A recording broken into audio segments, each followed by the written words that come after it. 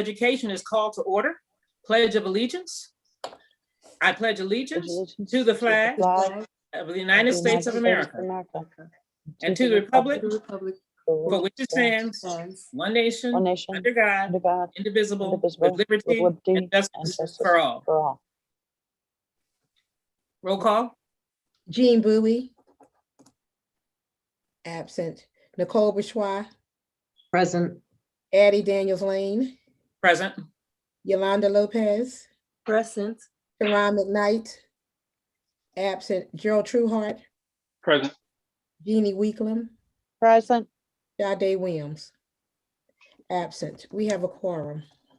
Okay, the New Jersey Sunshine Law. The New Jersey Public Meetings Law was enacted to ensure the right to the public to have advance notice of and to attend the meetings of public bodies at which any business affecting their interests is discussed or acted on. On the rules of this act, the Trenton Board of Education has caused notice of this meeting by publicizing the date, time, and place, therefore posted on the webpage, the Times, and the Star Ledger. Formal action will take place. New Jersey Sunshine Law. Formal action will take place at this meeting. Mission statement. All students will graduate with a vision for their future, motivated to learn continually and prepared to succeed in their choice of college or career. At this time, before I ask for a motion for the adoption of the agenda, just needed to make an unfortunate announcement. We received some sad news today. We received the news of the passing of longtime TESA president, Ann Narada, who in fact was the former TESA president and served the district for many years.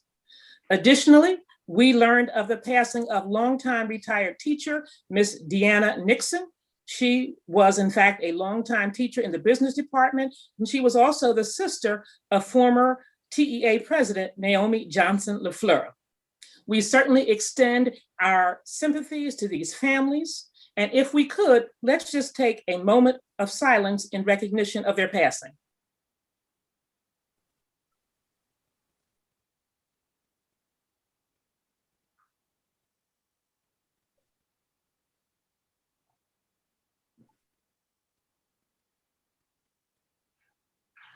Okay, thank you. So at this time, I will need a motion to adopt the agenda. However, there are a few changes. First of all, I need you to note that we are pulling the following items from the curriculum and instruction agenda. Item M, which is the special ed graduate program. Item O, the proposal to approve daylight twilight hybrid one-on-one mentoring. Item P, Daylight Twilight After School Literacy Program. Item Q, Daylight Twilight High School Data Team Analysis. And item R, Daylight Twilight After School Math Program. Those items are being pulled from the curriculum agenda. Addie, also item N. Item N is also being pulled from the curriculum agenda. Yes. Item N is the Daylight Twilight High School Hybrid One-on-One Tutoring. That is also being pulled. Thank you. Now, we also have some addendums. This is an addendum to the curriculum and instruction agenda. The item that's being added is a resolution to approve the memorandum of understanding between Digital Promise Global and the Trenton Public Schools.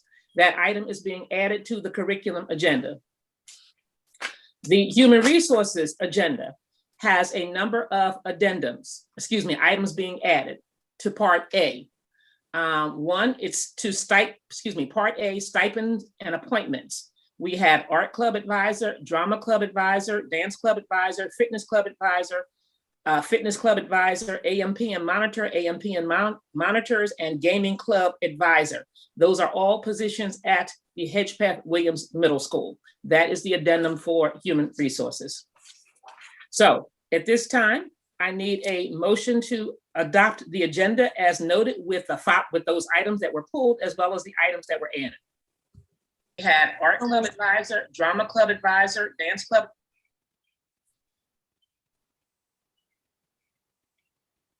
Okay, I need a motion. So moved. Need a Second. second? Second. Roll call. Jean Bowie, absent. Nicole Bouchois, Yes. Yolanda Lopez, Yes. Teron McKnight, absent. Gerald Trueheart, Yes. Jeannie Weeklam, Yes. Sade Williams, absent. Addie Daniels Lane. Yes, Motion passed. thank you. At this time, we will have remarks by our acting superintendent, Mr. Alfonso Llano. Thank you for the opportunity again to provide you with some updates for our school district on this March 22nd board meeting. So if you allow me, I will share my screen. Just give me one moment to bring up my PowerPoint.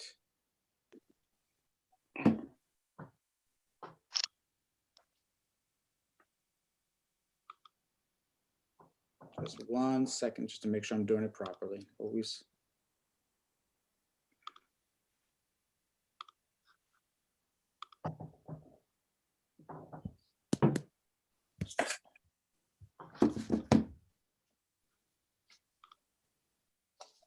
Okay, I want to make sure everyone can see. If I can get a thumbs up that you can see my screen. Okay, thank you. Okay. Phase 2 hybrid is fast approaching. We are working together through all of our variety of organizational teams throughout central leadership, school leaders, buildings and grounds, our custodians, TESA, TEA, all of our groups are working together as we collaborate to look at our building readiness. To that end, we conducted approximately 14 building walkthroughs starting on the 10th of March, the 11th, and today, the 22nd. The names of the schools are on the left-hand side that we visited, and we were able to look for our building readiness, our temperature checks, our air purifiers, our signage in the buildings. A few of our board members were also able to visit with us on the 10th of and the 11th. And we also had the City Department of Health on the 11th visiting with us at 9th Grade Academy. On the right-hand side, just wanted to announce that our school leaders are currently developing schedules for teachers to complete their classroom setups during the week of the 29th, next week, through the 1st of April. Spring break, of course, our schools will be closed from the 2nd to the 9th. And then on Monday, the 12th of April, our schools reopen remotely again for instruction. Then on the 19th of April through the week of the 26th as well, all of our Trenton Public Schools staff members will be reporting to their assigned work locations following our hybrid schedule, which is a Monday, Tuesday, Thursday, and Friday. Wednesdays will remain a remote day of instruction. On the week of May 3rd, that is our staggered reopening, where we will be bringing in students on a staggered reopening schedule. And I just wanted to note that the school start times will remain the same as the 1920 school year, and the dates, the times are listed here. Elementary schools start at 8:45, grades 6-8, 8 a.m., grades 9-12, 7:30 a.m. So just wanted to make sure that we are all on the same page in terms of our reopening. Phase 2 hybrid schedules, again, will be very similar to our phase 1 remote schedule. Students, of course, will have to, who decide to come to school, will physically report to school and will receive a grab-and-go breakfast upon arrival. And at lunch, they will be dismissed with the grab-and-go lunch. And again, the windows for instruction will mirror very closely the amount of time that we spent in remote. But of course, we will have adjusted the start times. K5s at 8:45, 6-8s at 8 a.m., and 9-12s at 7:30. Students who remain on a remote schedule will follow the same schedule as the hybrid students, meaning the start time will be the same for all K5 students, if you're remote or if you are in the physical realm. Parent notification letters are going home soon, confirming with our families that they selected either hybrid or remote for the remainder of the school year beginning May 3rd. And more information regarding schedules will be provided soon, and parent town hall meetings are scheduled for April 14th, 15th, 21st, and 22nd, and they will be provided in both languages, in English and in Spanish. Just wanted to give you a quick snapshot and a reminder. We've seen this schedule before. This is our hybrid schedule with reduced capacity. Just pointing out that we will have 2 cohorts, A and B. The A cohort, students assigned to that cohort, will come to school on Mondays and Tuesdays. Wednesdays will be virtual for all students. The B cohort will physically come to school on Thursdays and Fridays. All this information is currently being prepared under the guidance of our assistant superintendents for school support with the school leaders, communicating directly with families on what the schedules will look like, start times, and school-based procedures. Our Office of Health Services wanted to remind everyone that we are continuing to establish regular COVID testing services for our staff and our students with a local pharmacy. We are working on developing a partnership where we will be able to provide these types of tests on a weekly basis. We're also looking to continue to provide partnerships with local health centers and other providers to make sure that we have a wide network of testing opportunities and also vaccine opportunities. And a quick reminder to all of our families, immunizations and physicals are required to attend school. And to be able to come to school on May 3rd, you need to have all of your immunizations up to date and your physicals completed. Parents have already received notification from school nurses that some of the information is missing. Please, if you've received that information, please contact your school nurse and get your immunization and physical completed as soon as possible. A lot of questions have come up recently around preschool, and we wanted to just give everyone a quick heads up around the guidance that's been provided to us by Carrie A. Booker, the Assistant Commissioner for the Division of Early Childhood Education, in a letter dated March 11th, where we have been asked to continue to provide paying our contracted providers for their contracted enrollment through June 30th of this year, right? And we were told that any unspent funds that were identified on these quarterly reviews should be used for the 4 bullets on the right-hand side: recruitment of new students, providing to make sure the providers have ability to purchase PPE and cleaning supplies, to ensure families, and this is the providers ensuring families have the technology, both devices and internet access, and also for them to be able to replenish their accounts that they may have used to transfer funds to purchase PPE, cleaning supplies, or technology. So it's important that we're all aware of the preschool update. On the right-hand side here, we have the letter that was sent to us. And we also want to point out that although the school district is reopening on May 3rd for students, providers are able to do not have to mirror what we are doing in our school district. Providers are expected to make their own decisions based on their readiness levels. They are not required to mirror the instructional modality that we have chosen, in-person, hybrid, or all remote. And we have to just make sure that they are communicating with their families and providing an educational program. So just wanted to make sure that we're all aware of those different facets of preschool programs. And here's an example that was provided to me. We have a current site potentially with a projected enrollment of 45 students, a contracted enrollment of 45 students, but they currently have 20 preschools enrolled since September of 2020. So that site, since the beginning of the year, has been paid 100% for all 45 students each month, although they've only had 20 students on the roll, and will continue into the close of this school year. So what that means in dollars is that every month, that site is receiving an extra funding around $34,000 per month to sustain all the additional purchases for technology, PPE, so on and so forth. So we just wanted to put this out here as an example so you could see how that funding may be used.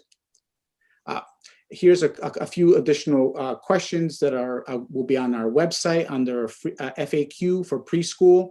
This whole PowerPoint will be up there, but I'm not going to go into this section right now. We also had some training that was recently conducted for K-5 teachers on our new program called Performance Matters, which is taking the place of our old assessment software that we're using. Here are some just training dates that were completed. The next groups will receive their training at the end of this month in March 31st, which is a Wednesday. And this is the platform that we use to assess all of our students. So our professional development continues as we use a much finer product that allows us to dive into the data results quite easily. Wanted to also announce from the curriculum office that we received a $4,500 donation for Club Invention STEM programming, which is funded by Nordson Corporation, one of our longtime partners. And we had 22 students enrolled in Club Invention as of March 8th of this year. And STEM kits have been shipped directly to those students' homes, and additional STEM kits have been picked up from central office. So now what we have, the program includes a TPS teacher, one of our own, meeting with students 2 times per week after school. These teachers receive a stipend from the National Inventors Hall of Fame, and the program continues through May of 2021. a new partnership that's been very exciting that was brought to us by our Board of Education partners who received contact from Taiho, which is a Japanese pharmaceutical company located in Princeton. They are providing us with a product called Steamworks at no cost to the district. So there are 4 activities that we're going to be working with Taiho. One will be STEAM enrichment, which will be funded by Taiho again, various STEM enrichment activities for middle school, high school students, such as website design, virtual reality, computer programming, drones, 3D printing, and electronics. Very exciting and timely topics. The students who participate in these programs will be exposed to careers in those fields, and to minorities who work for this organization succeeding within those fields through career days, job shadowing opportunities, guest speakers as well. And there will also be video game projects provided by Taiho. Another exciting partnership, which we announced before, is our VILS, our Verizon Innovative Learning Partnership for our middle school students. VILS and Verizon are providing one-to-one Apple iPads with all of our core learning apps uploaded on the iPad for all the staff and the students at our 4 middle schools. PD will be provided to these schools as well over the summer. And every week, our acting CAO and technology coordinator meet with the Verizon to prepare and make sure that all of our logistics are in place for the launch of this amazing project. We also had a nice opportunity to work with 4 of our teachers and the Delaware River Basin Commission. 4 teachers received scholarships to participate in this very intense project working on climate change with top scientists from the nation. And these teachers are currently sharing those insights with their Trenton High School students. I also wanted to celebrate some of the amazing work that's happening around dual credit and certification opportunities. Currently, we have numerous opportunities embedded in our programs to earn college credits and or industry level certifications to articulate into the workforce, right? So this next slide gives you a little overview of some of the opportunities. Many of you have heard of our early college high school program. We have 147 students enrolled in this program. We intend to admit another 72 for the 21-22 school year. By the time these students graduate, they can graduate with the following college courses listed on this side. So these students in early college could actually choose to select these courses, such as English 3, which the high school, the Mercer County equivalent course is English Composition, a 3-credit course. They could take financial literacy at the high school, or at Mercer County, it equals macroeconomics, a 3-credit course as well. So very exciting opportunities for our students in the early college program. Another amazing opportunity is PTech. PTech, we currently have 8 students in the program who elected to be in that program. We're going to admit 20 more students this year. And by the end of that program, students can have an associate's degree from Mercer County Community College in advanced manufacturing. They can get an internship experience at MS Centralist Grinding in Princeton Air, and they can also earn industry certifications, 9 of them possibly. So right now, all of our students and our parents who are watching, the early college, high school, and PTech application process is live on our website at this moment. The survey on the right-hand side, the image that you see, there's actually the way you apply for these programs. So currently our 8th grade students, they can apply for either of those programs. The link is on the website. Please do so as soon as possible. It's a very competitive process. We also wanted to identify through each of our different programs, all of the different opportunities to earn college credit. So on this slide here, you'll see it on our website, our allied health program. We offer the following courses: Dynamics of Healthcare and Society, Medical Terminology, Medical Mathematics. And on the right-hand side, you'll see how many students. So we actually have 83 students in our Dynamics of Healthcare and Society, which is if the students pass the course and the Rutgers final exam, they receive credits for those courses.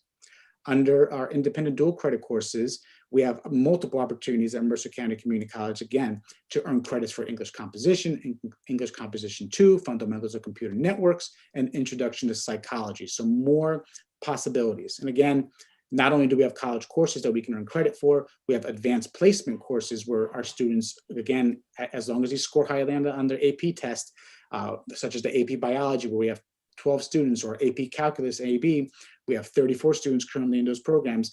At the end, they will have the opportunity to earn college credit before they ever step out of our high school. There are multiple certification programs with that are industry certifications, right? Here's a list of some of the certifications. So if you go into our STEM program, I'm not going to read them all, but there are multiple certifications, professional certifications that you can receive if you complete that program and you choose to take those assessments. Health Science Academy, a list again of our certifications that we can receive through the Health Science Academy. Our Restaurant and Business Academy, we have certifications from them as well, and also our VPA program in theater and industry credentials for the NOCTI programming. Communications, again, there's 18 potential combinations of certifications through Adobe that you can receive through the Communications Academy. So again, quite a few certification options and credit options.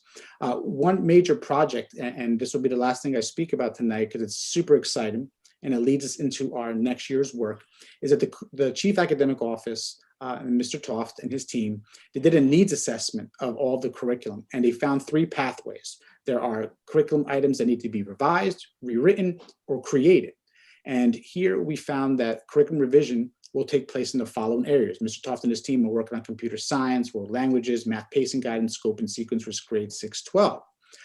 But we also had to rewrite or create curriculum for some programs, right? So we had 10 career readiness programs that needed to be rewritten. And we also had to create curriculum for our grades 6-12 honors ELA program, high school elective courses for science, 10 career readiness electives that we said earlier, and 18 new humanities courses, provide students with some additional access to programs in diversity. Here is a really exciting project that has been a few years in the making. This is one of those programs that will help us to celebrate diversity. It's a humanities course for high school students. It's called The Power of I, the Skin I'm In, the Voice I Have. For next year, we intend to make this course, we intend to provide this course next year, but we want to make it a graduation requirement for the following school year, because the course is a social studies course that addresses the current and historical highlights and challenges facing African-American, Afro-Caribbean, and Latino students. So it's a very exciting project that's being headed by Mr. Toft and Mr. Hodnicki and the rest of the high school team. So we also have pages of humanities elective offerings. These are all of the offerings that are being prepared for students to possibly choose in their high school career. Very exciting topics: the history of sports, genocide over time, poetry and hip hop, monsters and literature, topics and content that's relevant to our students at this time. And here is a diversity course description for every program that we are preparing as we move forward. In blue is the program that I was talking about, The Power of I, the Skin I'm In, the Voice I Have, which will be a 5-credit course. Very exciting. And you'll see every page here has a different description of all the courses that are being prepared for next year. We're not going to teach all of the courses next year, but if students, based on their selections, we will know which courses need to be offered. So at this time, I just wanted to say thank you for allowing me to provide you with a curriculum snapshot and also looking at all of the different programs that we have available to our high school students in terms of certification opportunities and credit options. Our students can earn many credits before they ever leave our high school, and it's an amazing project that's being spearheaded by the high school team, the curriculum office, and our assistant superintendents and our teachers. So thank you for the opportunity to provide you with a snapshot. That PowerPoint will be on our website should you wish to get a little deeper into those course descriptions, which are very exciting. Thank you. Thank you, Superintendent Yano. Certainly, board members, he shared a lot of information. Public shared a lot of information for the public that, in case you did not know, now we know. So thank you for that. So at this time, I'm just going to ask for brief remarks from the committee chairs. Jeannie, would you share facilities, please? Yeah, I'll just be quick about it. Recently, we had the opportunity to tour the schools for COVID readiness, and I have to say they were in impeccable shape, and we really have to thank everybody that was involved in getting to this point. I think parents are going to see our kids are getting more than others. People have gone above and beyond, and it's, I'm excited to get the kids back in school. I think they need it, and that's it for now. Okay, thank you. Thank you, Jeannie. Moving right along, human resources, Yolanda. No, I won't be speaking tonight. Okay, thank you. Let's go to FACE and policy. Gerald? Oh, yeah, just want to remind everybody that the broadcast tomorrow at 4 p.m. It does air on WIMG at 7 tomorrow night. But if you want to participate, there's a link on our website to be able to participate as an attendee in our broadcast tomorrow at 4 p.m. from 4 to roughly 4:45 tomorrow afternoon. Also on the agenda, we've got our second reading of our policies and our regulation. So that's all I have to report tonight. Thank you. Okay, thank you. And I'll share very quickly on behalf of both operations and curriculum. So for operations, we met on Wednesday, and of course, we reviewed the bill list. We took a look at certain donations being made to the district. We looked at the budget, which is going to be explained a little bit later on. A total of $383,748,185 for our budget. We took a look at a new program focused on recruitment of joining an organization focused on the recruitment of diverse educators. Again, joining that particular organization. We took note of additional funding being received from CARES and title funds. And of course, there was also a notation of the update to the 5-year preschool program. And that was for operations. For the curriculum committee met on March 18th, and we reviewed the curriculum proposals. And certainly we were happy to see one of the new certifications being available to students in the PTech programming. There was also a notation of virtual college tours that are being made available, summer programs at the high school and the middle school level, and also at our 9th grade academy. We were also very pleased to see that there is a proposed expansion of the school-based youth services programming, and also a new partnership with the Taiho Corporation to support students in grades 6 through 12. So those are, again, the notes from both the operations and the curriculum committee. Are there any other curriculum reports that I overlooked? Okay, all right, so no additional committee reports. So at this time, we will move into presentations by our students. And I believe we have presentations from the Trenton Central High School, it says medical math, and the Trenton Central High School VPA theater. And so at this point in time, I'm not sure if Mr. Toth or Mr. Gano is going to.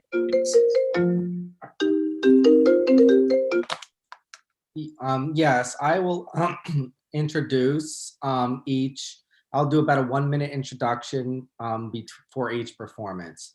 So the first group we're going to have is Mr. Nadior and 2 of his medical math students.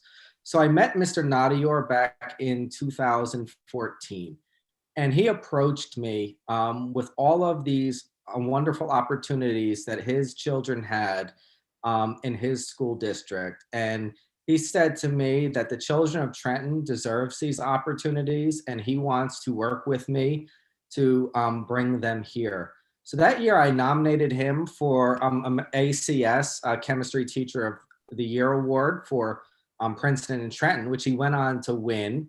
And he made some connections to bring some of the things to Trenton that he wanted to bring, such as the Chemistry Olympiad. And ever since he has, every year we've sent 1 to 2 students to the national finals. We've also had students win awards. In addition, he is a professor at Rutgers University teaching dual credit courses to our students, medical mathematics and medical terminology. So at this time, I'm going to pass the microphone to Mr. Nadior for he and his 2 of his students who recently just took and passed the medical mathematics exam and will be awarded credits through Rutgers University. Thank you, Mr. Stoft, and good evening, everyone. I hope everyone is doing well, safe, and ready to get back to school. So I'm Mr. Narada, and I have been in the district since 2004. And our children, our kids, they really deserve a lot more than what we can even expect from them. And this I have seen over and over every year. I have seen that they have a lot of potential, our kids, and they can do wonderful in our district. Sometimes I think that we see that bridge, okay, that Trenton makes, world takes. I think now it's the time the world to give back to Trenton, I think. So we can be always making and giving to the world. So, so this year it was a little challenging because we went remote, and I was teaching medical math, and I was just really thinking that how am I going to teach these kids, you know, the course remotely, okay, virtually, and especially math. Math teaching is very, very difficult to teach remotely. Okay, so but anyhow, I took it as a challenge, and the kids, they really, really cooperated. I mean, I cannot, convince anybody. They worked so hard with me that, you know, even every afternoon they used to come to me and they say that, you know, Mr. Raman, we really need help. Can you please help? So we want to pass this Rutgers course. We need this credit, free credit. And I said that don't worry, it is not algebra or calculus. The only challenge is that they cannot use calculator. They have to do only mental math. Okay, because dosage calculations, they have to just do on their fingertips. They cannot use calculators. So they worked very hard. I, sat with them. I told them only one thing, that, you know, you just give me your time. Okay, I'm ready to work hard with you. I just need time from you. And they cooperated with me, and, they used to come every afternoon. I don't get this. Can you teach me a trick how to do the math mentally? So I'm very happy to announce that, our students, they did extremely well this year. And I think some of the students, they got 92 and 91, 89, 88 in the Rutgers exam. So I'm so proud of them. And, more than me, I think they would be the right people. How they worked hard, how was their experience during the entire journey, during the pandemic. Okay, so I would request, I think two of my students are here, I believe, Mrs. and Blessing. So I would request a Blessing, if you're there, you can go ahead. Thank you, guys. Thank you so much for giving me an opportunity for speaking. Thank you so much. Yeah, thank you for inviting me to the podcast. My name is Blessing Chidi King. I'm a student of Trenton Central High School, and this year I'll be graduating as a senior. I took the medical math course with Mr. Raman, and during my time with him, the course was very educational and easy for me. I remember finishing the medical math course only to discover that the exam will be taken later than usual. The exam was to be held during our second semester, but Mr. Raman assured us that we should not worry, and he reviewed with us 1 week before the test during our second semester so that we don't forget and our memories are refreshed. I scored 91 out of 100 in the Rockets exam, which could not have been possible without Mr. Raman's guidance and help. Thank you, Mr. Raman.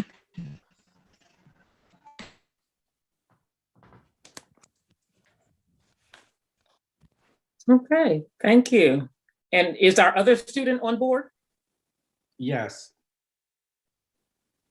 I have to unmute them. What's the name of the child?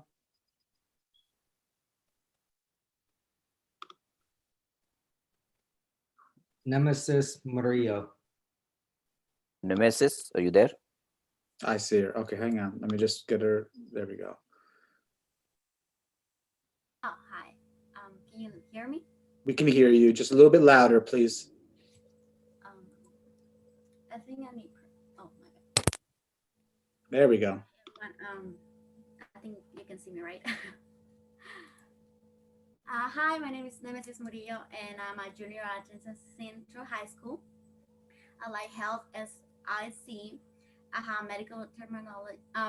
Medical mathematics last semester with Mr. Raman. During this course, I learned how to calculate the dosage, exchange, and medical errors that happen in the medical field. Even though I took algebra, but this course demanded calculation without using a calculator, which we were not used to. However, Mr. Raman taught us simple ways to do calculations without needing a calculator, also using problem-solving skills and critical thinking. Mr. Ram may help you in the afternoon sessions in case we had any difficulties. I thank TCNHS for giving us the opportunity to enroll in the dual credit course program to earn college credit. Thank you. And I'm glad I'm happy to share its experience with you. Thank you for your time. Wonderful. Okay, thank you. That is certainly awesome. So 2 of our students are going to receive dual credit in terms of Rutgers college course credit for their work in medical math. So thank you, Mr. Nadahur, and thank you to our students, and congratulations. That is awesome. So thank you, thank you, thank you. All right, and so our next portion, I believe that's it for medical math. Is that correct, Mr. Tall? Correct. Okay, so we're going to move on to VPA. And again, congratulations to our students. And thank you for joining us. So next we have Ms. Felicia Brown. And I'm going to read a letter to introduce her because she just received an award. On behalf of the Awards Committee of the Career and Technical Education Association of New Jersey, CTANJ, I am pleased to inform you that you have been selected as the New Jersey CTE Young Teacher of the Year. Congratulations.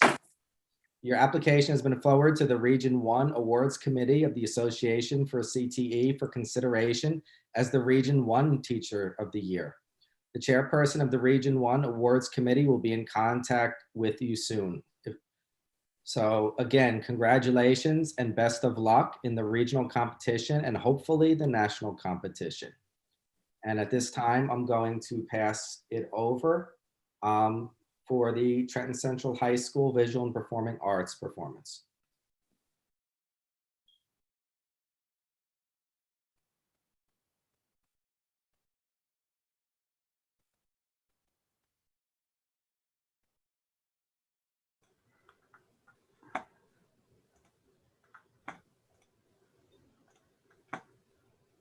The Trenton Central High School CTE Theater Program competed in the New Jersey Thespian Festival. We entered a short version of our October production, Twisted Tales of Poe. Junior Crystal Castillo's performance won second place for Best Actress in a Play. This clip comes from Poe's short story, The Telltale Heart. Crystal is the caretaker. Delina Garo Montanez plays Inspector Talbot, and Jahira Lopez is Officer Simpson. You've been to the Hat House? Nothing missing? No, nothing. So here. And you've touched nothing here before calling us? No, Nothing. nothing. No, nothing. The bed is made. Do you find that odd? Excuse me? The bed. Yes. It's been made. Well, yes. You touched nothing. No, nothing. I touched you. What was that? What? You didn't. I heard it again. Surely you heard that. No, I heard nothing. Ah, never mind then. It's gone now. You said your master was bedridden, Well, yes. and that he was easily fatigued. You have that note, Susan. Yes, sir. He isn't strong enough, you know? Suddenly crossing the room tires him. He spends most of his time in his bed. Well, yes, quite so. And you said he was in his bed when you last saw him. I did?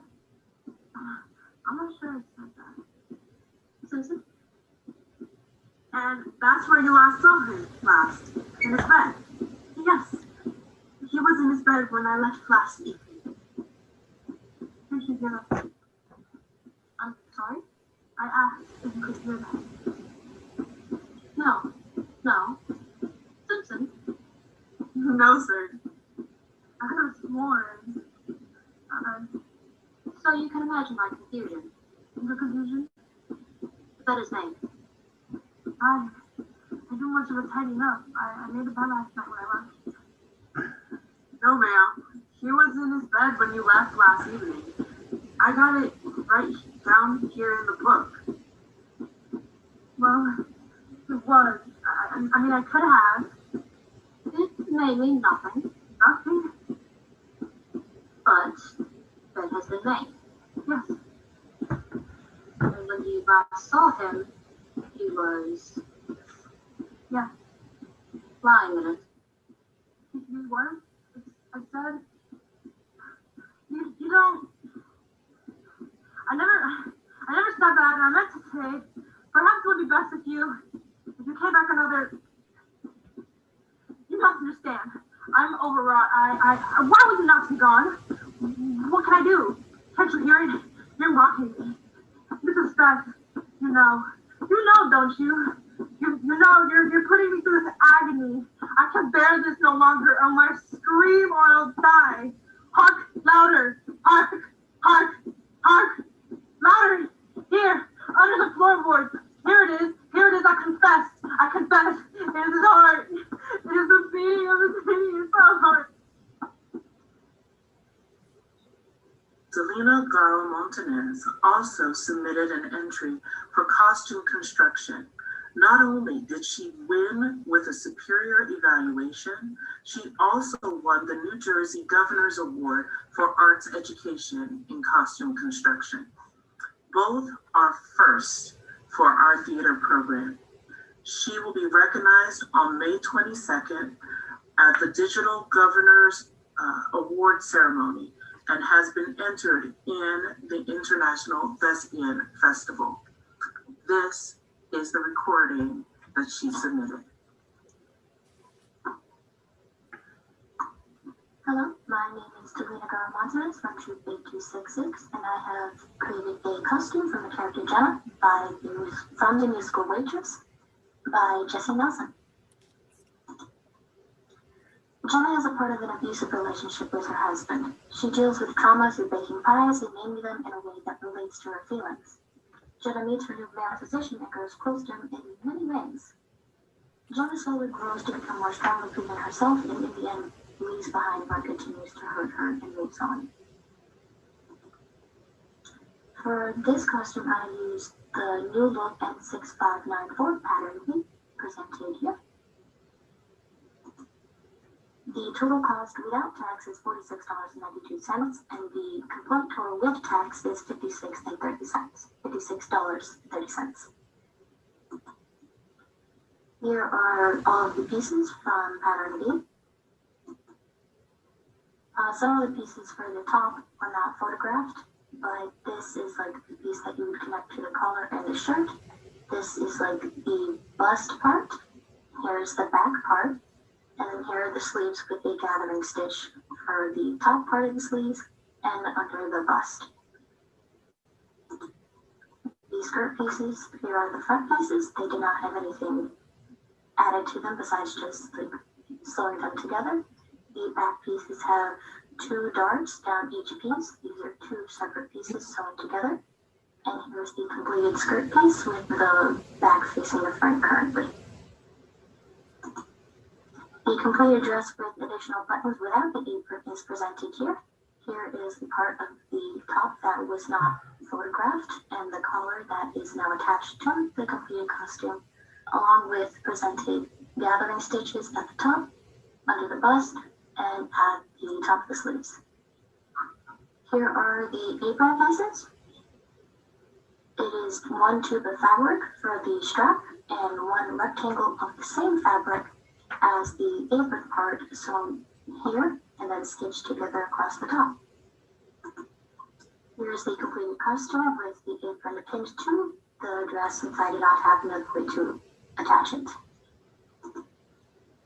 I chose to do this costume because I personally was not a fan of how they remade the waitress costume because they made them pink and it felt very cheesy and I was not a fan of it. The original outfit also looked a bit like a nurse's outfit, which I was not a fan of, but nonetheless it was still good. I wanted to stay true to the musical, but giving it less of a nurse's look so it looks more professional and less like you're supposed to be an action class. Thank you for your time. I hope you enjoy this and have a nice day.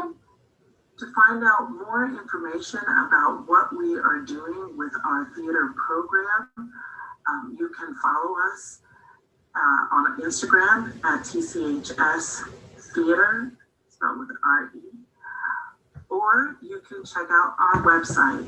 Our website is updated quite frequently. Our website is www.tchstheater, spelled with an R-E.com.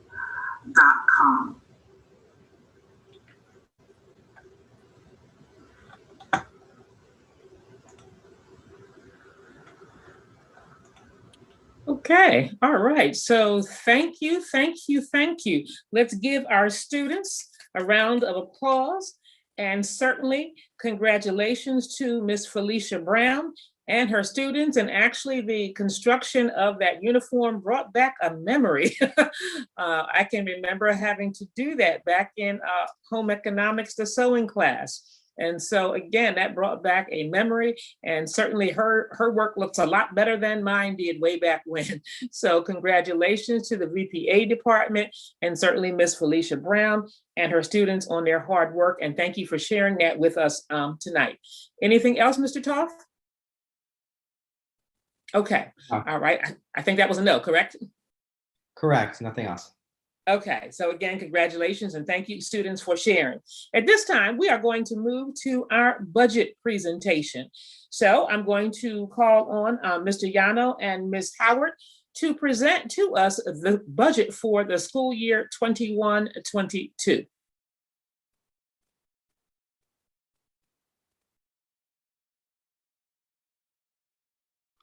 Okay, I just want to make sure that the slide is up, and let's make sure Ms. Howard can unmute.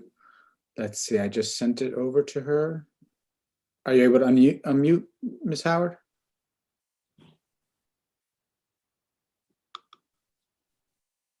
How about now? Okay, can you hear me? There we Yes. go. Okay, great. Good evening, Board President Addie Lane, board members, acting superintendent, leadership, colleagues, and community. I'm not going to tell you what we had to do to get this presentation up and running within the last 5 minutes. We'll talk about that at another time. But tonight is my privilege to introduce our proposed budget for the 21-22 school year. The budget is designed to meet educational needs and expand opportunities for every one of our students.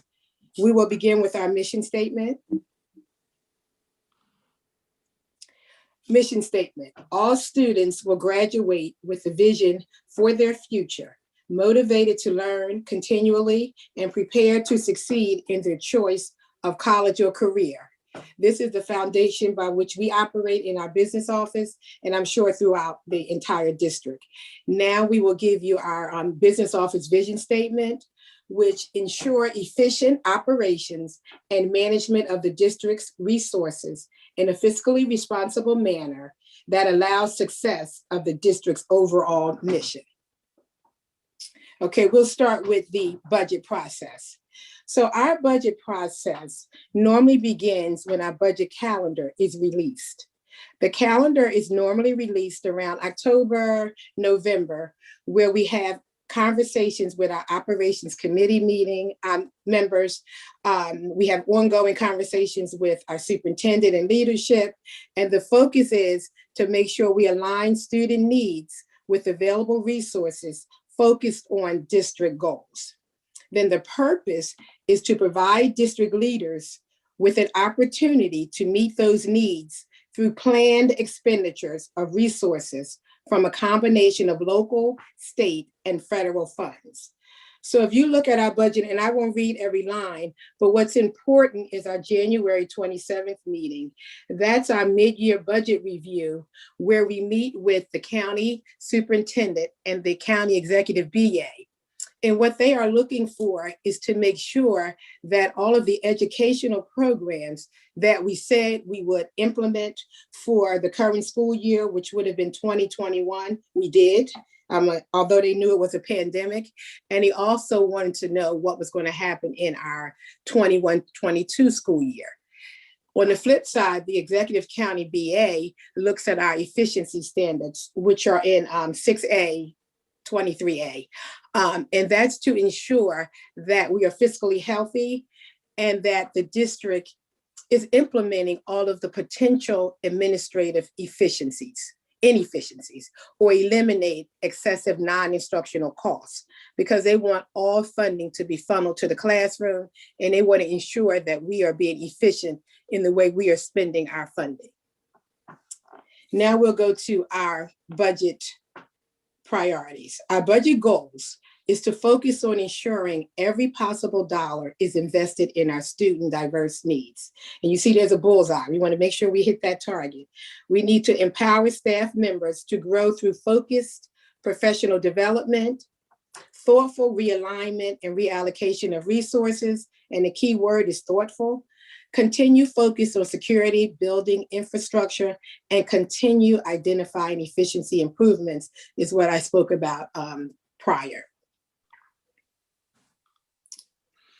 Now we will have, I'm sorry. That's okay. We'll have our acting superintendent will review our district priorities and all of our wonderful investments in our students and staff, and then I will return with an overview of the finances.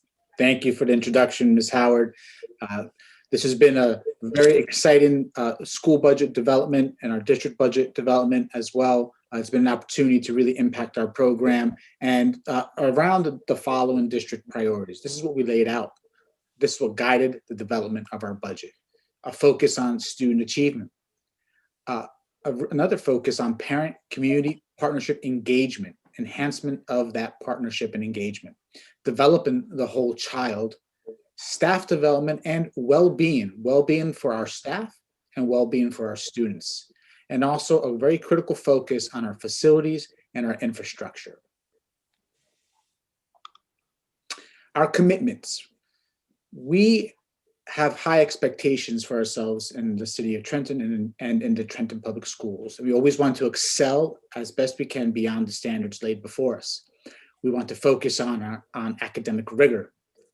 We want to look at the portrait of a graduate and work through that K-12 experience each year to prepare our students for future success. You heard some of that earlier on with all the different programs that we're looking at for our high school certification and college credit programs.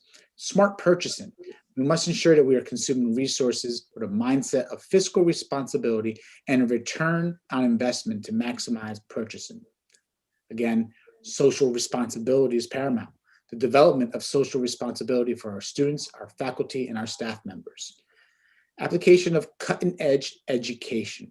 Unlocking student potential through initiatives, robotics, problem-solving skills, and a host of new initiatives that we'll be bringing on board. And innovations, leading our peers in the exploration of learning through blended learning and hybrid models of delivery of instruction. So what are the investments that we've made? We've made quite a few of them. These two slides don't capture all of our investments, but these are some of the larger ones that we'd like to share with you this evening. Our first investment is learning loss teachers for all elementary schools. Learning loss teachers are teachers who will be dedicated to supporting small groups of students to achieve the skills that they may have lost during the pandemic and the time they haven't been in school. All K-5 schools will receive 2 or more learning loss teachers. We're going to be purchasing instructional supplies specific to improving our learning loss programs and social emotional programs. We also are going to be bringing in technology specialists at our middle schools in alignment and in support of our Verizon grant, our VILS grant that was announced earlier today as well.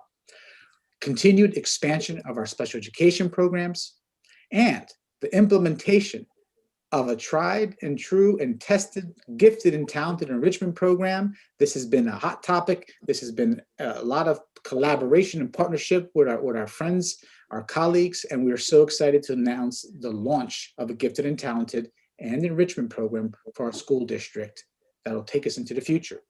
Again, continued expansion of professional development throughout and in support of all of our programs.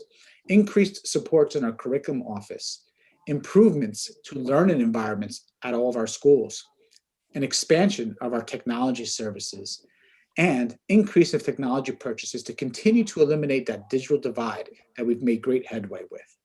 Now, here's a second page of investments because we've really done our work this year and continue to look forward to the next couple of years as we get excited about the work that we're going to be able to do together. An expansion of our school-based youth services from currently at Trenton Central High School to all of our middle school and all of our high school campuses.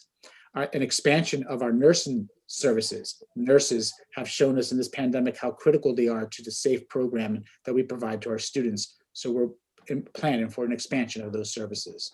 A true launch of our parent university led by Mr. Ortiz and his team and our parent liaisons. Implementation of programs for adult learners. Expansion of custodial supports to maintain safe and sound facilities for all of our learners. Expansion of mechanics and laborers. Upgrades of our facilities and the purchasing of equipment to upgrade those facilities. Top-notch equipment to make sure our buildings are in top shape. An expanded security ID card system for K-5 schools in addition to the work that we're already doing for 6th through 12th grade. And the purchasing of a time and attendance system and purchasing a finance and HR information system that will help take us into the future.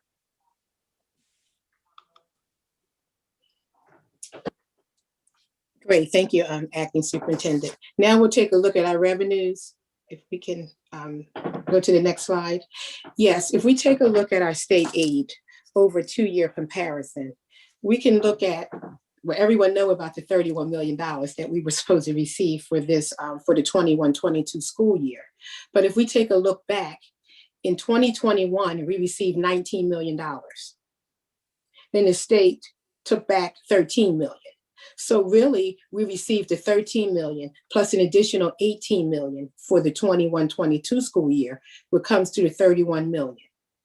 Funding for New Jersey comes from a few sources, local, state, and government.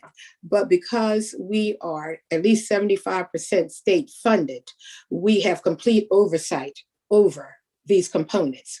Our equalization aid, which is the aid that the state says every child, there's a baseline, and the cost to educate every child should be $12,000.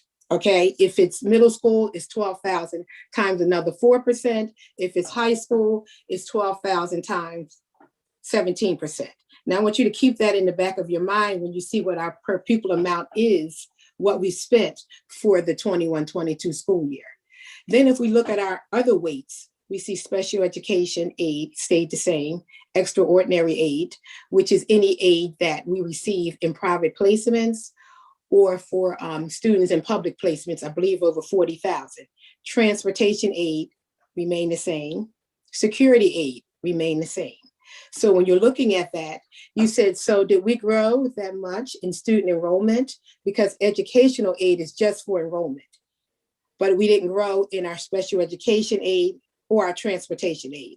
So that's something that we need to look at. Also, we're very thankful for the 31 million. Yes, we are, but we just want to make sure that they are allocated within all of our categorical aid. So if we will look at all of our revenues, which is our next slide, we're looking at excess fund balance. And this is any funding that is over the mandated 2%. And what do I mean by that? During the pandemic, which was the 1920 school year, when we all went out in March, there was very little spending done from March to June. So with that funding, along with our additional fund balance, we had $20 million, which we had to place in our 21-22 budget. So that's the excess fund balance, which should be used for one-time purchases. I believe our partner of the audit firm also went over that. We have our local tax levy, which is $23 million. We're very grateful and thankful for the additional 2% that we receive from the city. But if we were being funded 100% and accurately, our local fair share should be 40 million. So 40 million, 23 million, we're pretty much short 17 million. As I stated, we're very thankful for the 23 million, but still we're not funded fully from the state or from the city. We have rentals of our buildings, which come to about $10,000. Our Medicaid, which is reimbursement for related services, which we have to make sure that we do get reimbursed for that. State aid is which we discussed, and our grants for the 2021 school year are 60 million, but for 21-22, they decreased by $12 million, which we'll review on our next slide. If we look at our preschool aid, that went up 438,000. But our Title I, Title II, Title III, Title IV, and IDEA went down because carryover is in our 2021 school year. But where it says 2021, it should say 21-22. That's pure monies that the state said we will receive for the 21-22 school year, with no carryover included. Then we look at our digital divide, our CARES, and our coronavirus. They're not going to carry over for the 21-22 school year. So that's the difference between the 60 million and the $48 million. And if you have any questions, please feel free to ask, but that's the difference in the grant funding allocation. So now if we look at our graph, where you can really see how our revenues are broken out. As I stated, our state aid is 75% of our budget. So we have complete oversight by the state because they give us 75%. Our grants are 13%. Excess fund balance, which is an amount that we should not have every year. Local tax levy is 6%. It's 6% of our budget. So you see the bulk of our money come from state aid and from grants. That's why we're always audited on both. So I hope this, picture is 1,000 words. So I hope you really see how we are truly funded. And 75% of that comes from the state. Our next slide, we're going to go over our expenditures. And this is also a very important slide because when you look at it, you're looking at like just a lot of numbers. But I really want you to look at this and our revenue to let this tell our budget story. So if you're looking at this and you see school base and you see for 21-22, we have $133 million and our full budget is $383 million. Then we spent the bulk of our money go to our schools. I want you to pay close attention to our charter schools. From 2021 to 21-22, we went up $7 million. So even during this pandemic, our parents are still moving their children out of our schools and putting them into charter schools, 18%. We went from 38 million to $45 million. And those numbers come from the state of New Jersey. It's nothing that we calculated. With the new enrollment that they should receive on July 1, this is the calculation the state came up with. Out of district tuition went up $1 million, and that was mainly due to the increase in our tuition costs. Central office, yes, all the wonderful things that acting superintendent just talked about, most of them were on the operations side as far as new custodians, mechanic and laborers, expansion of nurses, and so forth. So that's the additional 27, that went up 32%. But all of that is focused on schools.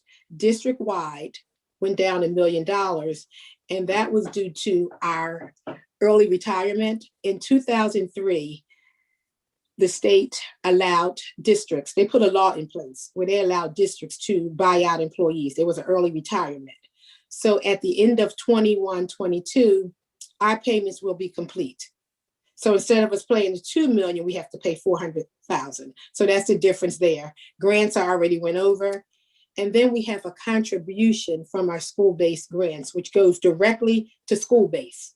That's why that piece have to come out of grants. It's like a blender. If you blend everything together, then you really don't know what the ingredients are that's in your smoothie. Well, it's the same with blended grants funding. You have to blend a portion, and it's wonderful because when the auditors come in, they know we spent it, but they don't exactly know where we spent it at. So that's a good thing, but we put it in our schools. So our total expenses come to $383 million.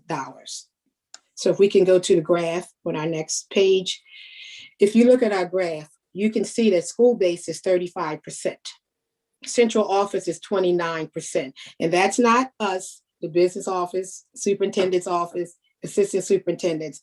Those are your athletics, medical, which is your nurses, buildings and grounds, who ensure that all your schools are repaired, transportation, which is busing, bilingual, special services, which support your schools 100%. If you look at superintendent, board office, business office, and the assistant superintendent's office, we might be 10% or 20%. So, which is really wonderful. We ensure that our funding go directly to our schools. If we can go to our next slide. Enrollment. Our next slide. Enrollment for the 21-22 school year went up by 1,296, but the bulk of that was preschool. Currently, for the 2021 school year, we have around 1,240 students. And these are numbers that the state downloaded to us. So when you look on our user-friendly budget, which is on the webpage, you will see these enrollment numbers. But for the 21-20 school year, they're supposed to go up to 2,079, which is 839 students, 67%. Out of district students went down by 1. Good, which even though it's a negative 0.18, still went down. Charter schools, which we already discussed, went up 182 students to the tune of $7 million, $7.2 million.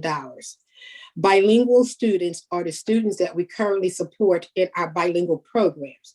Although the district is 60%, 55 or 60% bilingual, the students that receive supports are 2,380 for the 21-22 school year. And this is their snapshot. Maybe after July, we'll get more students, but they're anticipating that we're going to receive 100 more students from our 2021 school year. Special ed on roll is 1,700 currently, but it should go to 1,820. And I need to say that even though we may classify at a rate of maybe 17% or 18%, the state only pays 15.40%. And it's a consensus model because they don't want us to overclassify. So they don't exactly go by the number of students we have. They take our per pupil amount times it by the 15.40%. And that's how they come up with the amount of funding that we'll receive. Then our regular students, 8,630. And remember, in our regular ed students, that includes inclusion students, our resource students, and our ESL students. All of them are regular ed students. Can we go to our next slide? Our charter school enrollment. Academy Charter High School. I didn't understand why we had one student there, but that's our charter school in Monmouth. And we have one student that attends that school. So we have to make sure we pay that funding. Achieve Early College Prep. They're going to be 6th through 9th grade for the 21-22 school year, but they're increasing to 12th grade. So they have 3 more years, 10th, 11th, and 12th grade. So we know that enrollment will rise. Foundations is pre-K through 12th grade. International Charter, K through 4th grade. PACE, K-8. At one time, they were K-5. Paul Robeson is 4th through 8th grade. STEM, 6th through 12th grade in Village Charter School. So as you see, they went up 6.27%. So like Acting Superintendent Yano stated, with all the wonderful things that we're doing as far as our investments and some of our things that he went over, our academic improvements, we should be able to bring back some of our charter school students, we're hoping, because we can't have this trajectory every year to lose 182 students, and more importantly, to lose $7 million every year. So if we can go to our next slide, our per pupil spending.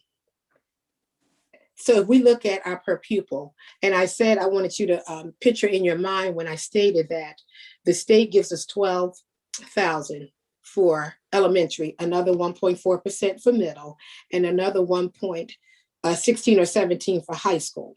If we look at what we actually spend, these are actual numbers that were audited. For a 19, we spend 15 per pupil cost for 15,000, 20, 15,000, but they were actual audited numbers. Our current number, which is in this school year, is 16. But our projected budget number for 2022 is $19,000 per pupil. So as you see, we're putting a lot of investments in our students because we're really looking for that academic return on investment. If we look at our classroom instruction, that went up. And these are all of our teachers, anything that touches the classroom, all supplies, teachers, special ed teachers, regardless of what type. That's our classroom instruction, that went up. Total support is all of our child study team members, nurses, anything that supports the social workers, all of that. That support, that went up also. If we look at total administration, well, that went down, not by a lot, but it did go down. And that's all of us, central office, our principals, our vice principals. We're in the total administration.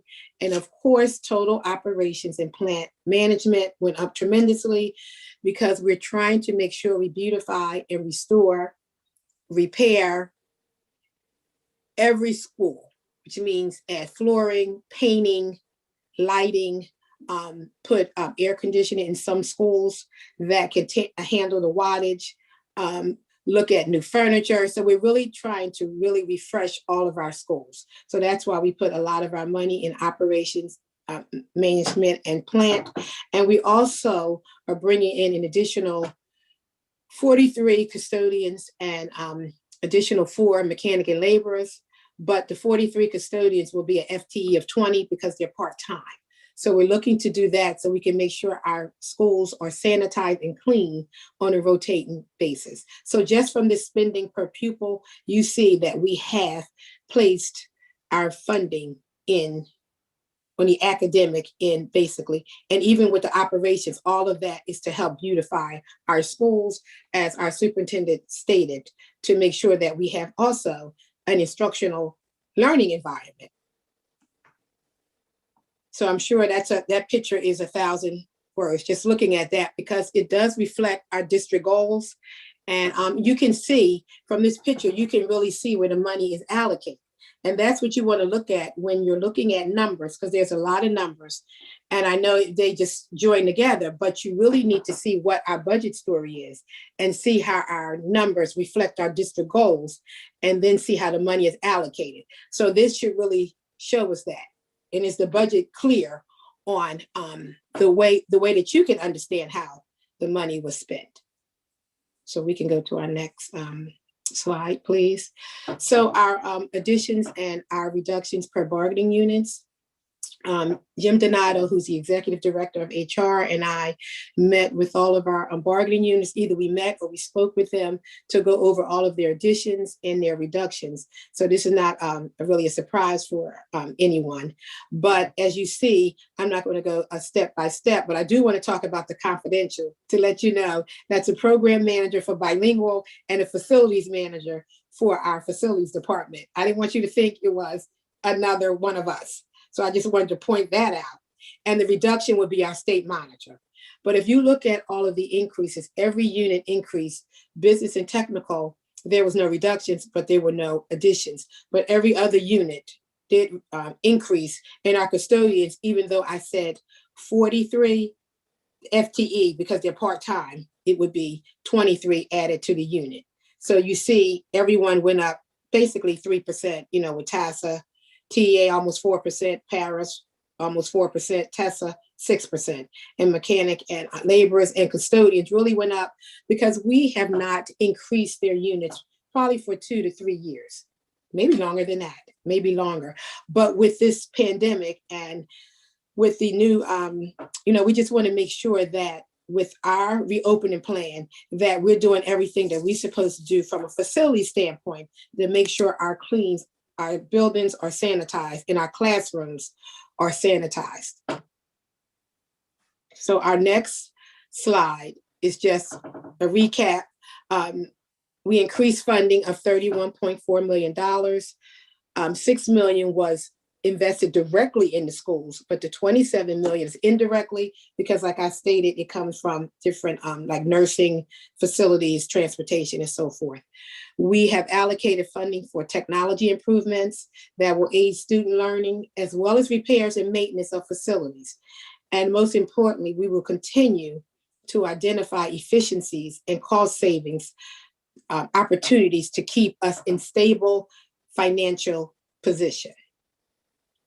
I would like to, that concludes really the presentation, but I would like to thank the accounting staff under the direction of Sean Mitchell for her dedication and long hours in the preparation of this budget, her and her staff.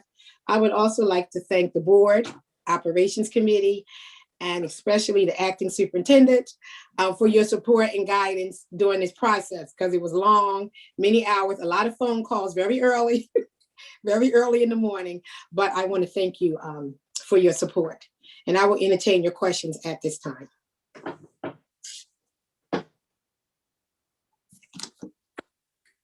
Okay, so I just want to say thank you for that very informative report. As noted before, the operations committee had an opportunity to take a look at this beforehand. And so I don't know if other board members have a question, but I'm just happy to see that our funding is going toward student support, improving our facilities, and making sure that we're addressing those things that are necessary for our children to be able to be in school in a healthy and safe environment. And of course, investing in our buildings to improve some of our aging facilities. So I'm happy to see all of those things actually taking place. I'm looking forward to the state not taking back any of the funds that they have promised to us as they did last year. So I'm looking forward to them not taking anything back. And certainly we're appreciative of the 75% funding that actually is coming from the state, and the other fundings that we have received that are grant funding, grant funds for specific initiatives within the district. So thank you. And the focus on technology, of course, is very important because of the fact that we now know how important technology is. If we didn't know before, we know now. Right. And so certainly we have to make that investment in actually improving our technology. So again, I just thank you. And we had an opportunity to ask our questions, at least those in the operation earlier. So any other board member that has a question, certainly now is the time. And so we'll wait a minute before we move on. No questions, Addie, but just a couple of comments about the budget and the process. I think the budget process went very well this year. I'm happy to see all the investments that the district is making in our students, primarily in our students, of course, in our staff too. We're increasing our staff so we can provide the services to our students. I'm also very happy to see that we do no longer have a state monitor, that the monitor is gone, and that we are fiscally solvent, that we are not only financially solvent, but we are academically together as a district and no longer are in need of a state monitor. So that was something good to see in terms of the budget. Also happy to see the additional increases from the city, and of course the money from the state, over $32 million into this year, going into next year's investment in our students, in our staff, and our facilities. And we did have an opportunity to go over the budget with Jane in groups. And so I'm very happy that Jane was able to review that with us prior to the board meeting. And at that time, all my questions were answered. So thank you, Jane, and your staff, and Superintendent Yano. God bless all you guys, and great work. I actually now have a question after listening to Gerald. The state monitor, I was under the, were they monitoring our financial department, or was it for the special education? They were here because of capacity, they stated, because inconsistency, because they said we didn't have a consistent superintendent, because the code says why they could be here. So they put it pretty much under capacity and consistency, but they were here to monitor our special ed department. Yes, you are correct, Yolanda. Okay, just wanted to make sure. Thank you. And also I want to point out, I think I said, and I'm not clear because it was so much, that 55% of our students were bilingual. I wanted to say 55% of our students are Hispanic, not bilingual. I want to make that distinction, so I can make sure that we're all clear with that.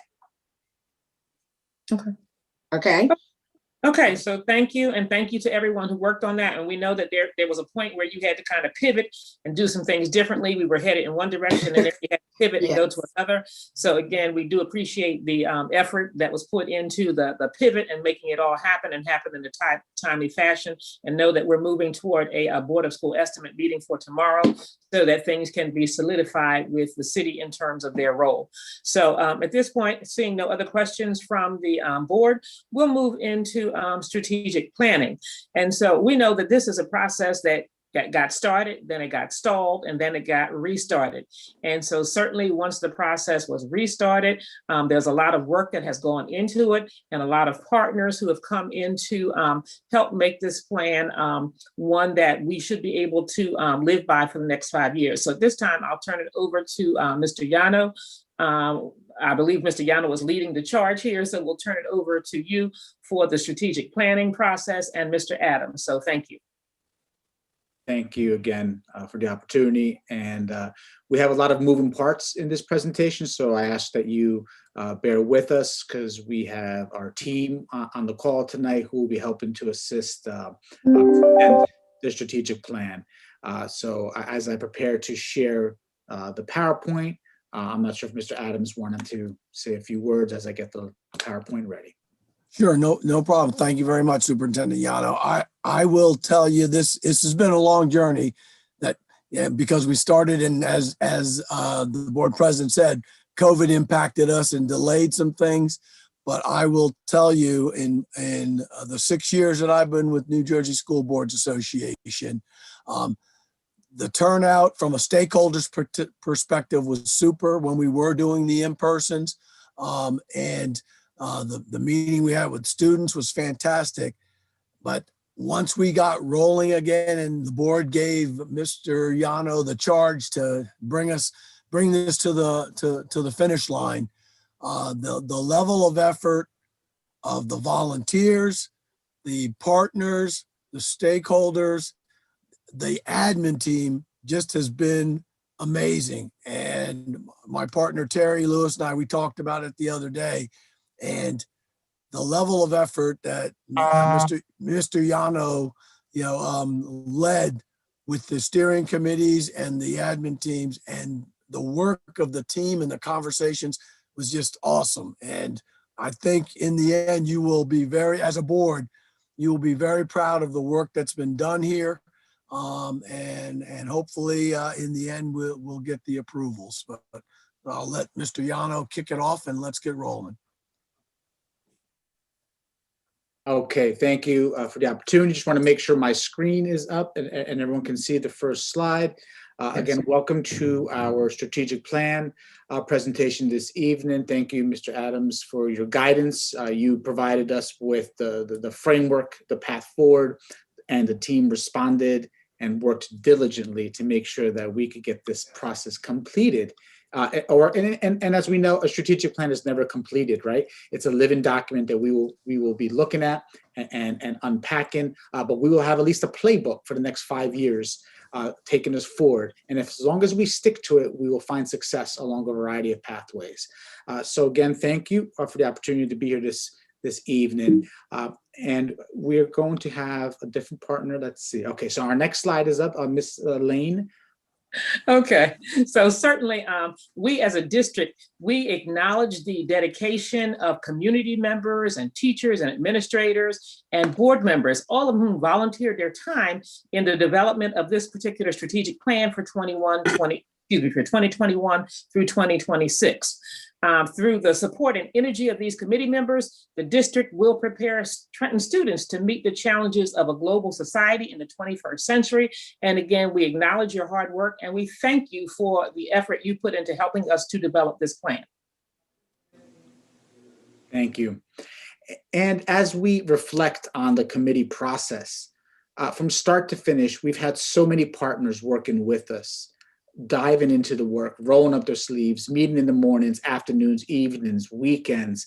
The time spent on this project has been exceptional. It's been exciting, and it's provide us many opportunities to connect. So at this time, I just want to say thank you to everyone who participated on our strategic planning committee. There are so many names. We were not able to fit it onto the slide, but in our final report, we will make sure to recognize everyone who participated in this process, as it was a team-oriented process. And without you, we would not be able to make this work. Mr. Trueheart, could you take us through our mission statement? Yes, sir. Yes. Our mission statement: all students will graduate with a vision for their future, motivated to learn continually, and prepared to succeed in their choice of college or career. We hold true to our mission, as you can see for us in our strategic plan that's being presented tonight. Thank you, Yana. Thank you, sir. Thank you. And Ms. Yolanda, our core beliefs, please.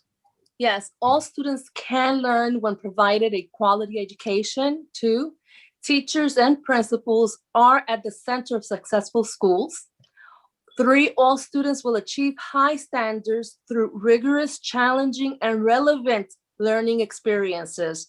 And lastly, the successful education of students is a result of the engagement of parents, of families, and of the community. Excellent. Thank you. Those are our core beliefs that guide us throughout this whole process. And next, we want to have Ms. Weekliam talk to us about our values. For the children, we develop policies and practices that support the positive development of all children. With our colleagues, we demonstrate our commitment by encouraging, supporting, and developing our colleagues to achieve excellence. With our families, we acknowledge the importance of families as the first teachers and support their role in their child's development and learning. Within the community, we create opportunities to engage citizens and organizations on decisions that impact schools and the community. Thank you so much.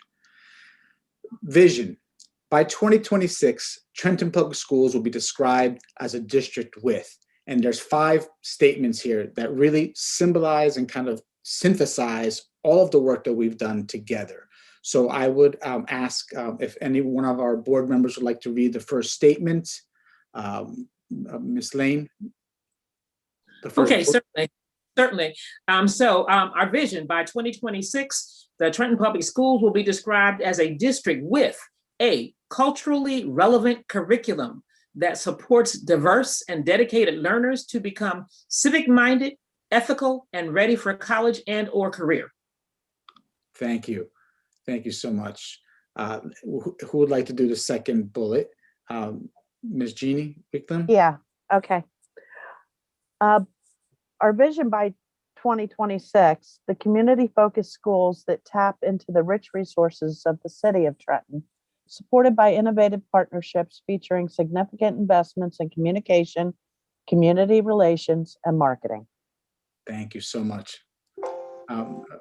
Yolanda, could you do our third one, please? Yes.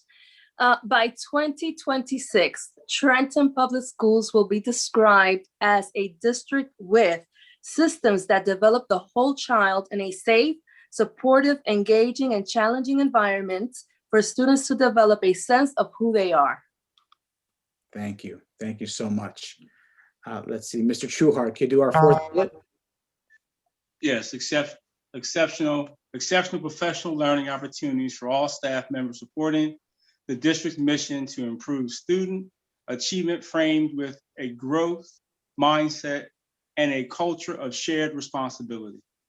Thank you. Thank you so much. And our final, by 2026, Trenton Public Schools will be described as a district with facilities that provide innovative, safe, secure, and comfortable learning environments in support of students preparing for college and/or career.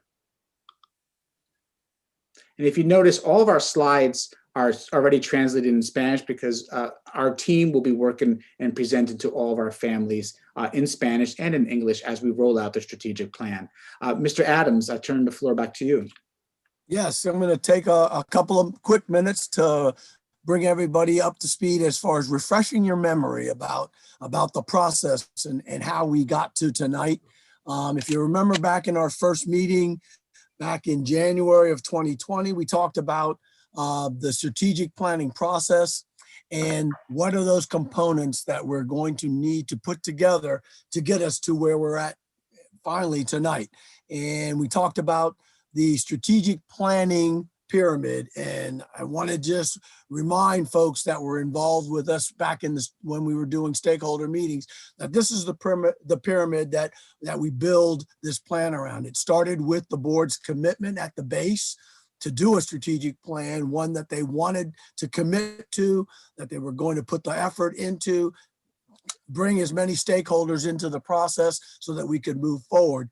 And then as we started that journey, we had some information that was provided on the state of the district from our superintendent. And then we had the stakeholders really roll up their sleeves, and we picked their brains to get what I like to call the data we need. And we asked them to talk about and identify the strengths and achievements of the district. We asked them to tell us about the challenges that they see in the district. And then we also asked them to help us with vision. What are some of those initiatives? What are the things you want for the children in our district? And after we finished with the stakeholders, we turned it over to a steering committee of folks that Superintendent Yano brought together from a wide cross-section of folks, partners, community members, staff, and board members. And we embarked on several meetings where that steering committee helped us get to the goals that we're going to be talking about a little bit later on. And then if you can go back one more, please. And then, you know, where the rubber meets the road will be the action plans. And I'll comment on those later. You wouldn't believe the effort that went into these action plans. Next slide, please. So if you remember back in January, we held our first stakeholder meeting. It was held at MLK Elementary on January 28th. We kicked the process off. We had 237 participants. That room was filled. And those folks, we broke them up into groups. They brainstormed and worked on identifying strengths, achievements, and challenges of the Trenton Public School District. That was a fantastic night. Then we followed that with our second stakeholder meeting on February 10th and we held that one at Mott Elementary. There were 74 participants there. And that's where we asked that group to think about the future. What's the visionary initiatives and things that you would like to see for your children in the district? And we basically asked a very simple question. If you could improve your schools, what would you do? And that group put their heads together and gave us a lot of information. And then we went to our third meeting with stakeholders. Next slide, please. That was held on February 25th at Joyce Kilmer. And we had 58 participants there. And we asked the same question. It was part 2 of the vision, going to a different location. If you could improve your schools, what would you do? And we took that feedback. Then COVID hit. And we ended up in a pause, and got, we had to live through that scenario. But then in October, the board asked Superintendent Yano to step up and try and get this to the finish line, and we got rolling again. And we had our fourth. We needed one more, what I call data collection, and that was with the meeting 4.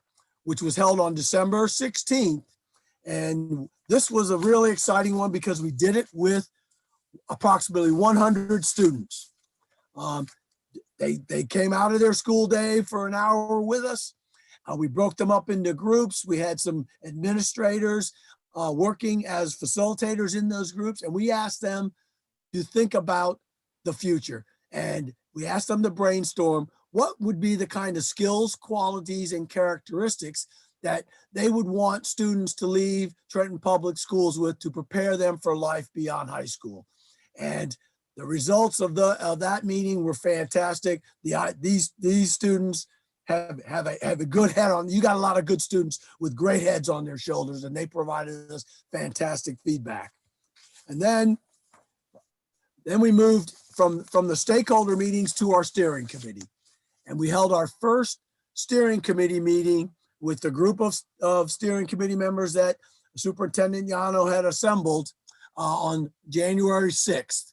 And what we did there in that first meeting, we provided all of the stakeholder data, everything that we had gathered from the 4 stakeholder meetings. We went through that data, asked the the steering committee to do some homework with that data, and we identified common themes. Then we held our second steering committee meeting on January 13th. And based on the common themes, we asked the steering committee to put their heads together and come back and talk to us and recommend 5 strategic plan focus areas. And they did that. And those areas, once we came to an agreement as a steering committee on the 5 strategic plan focus areas, we broke the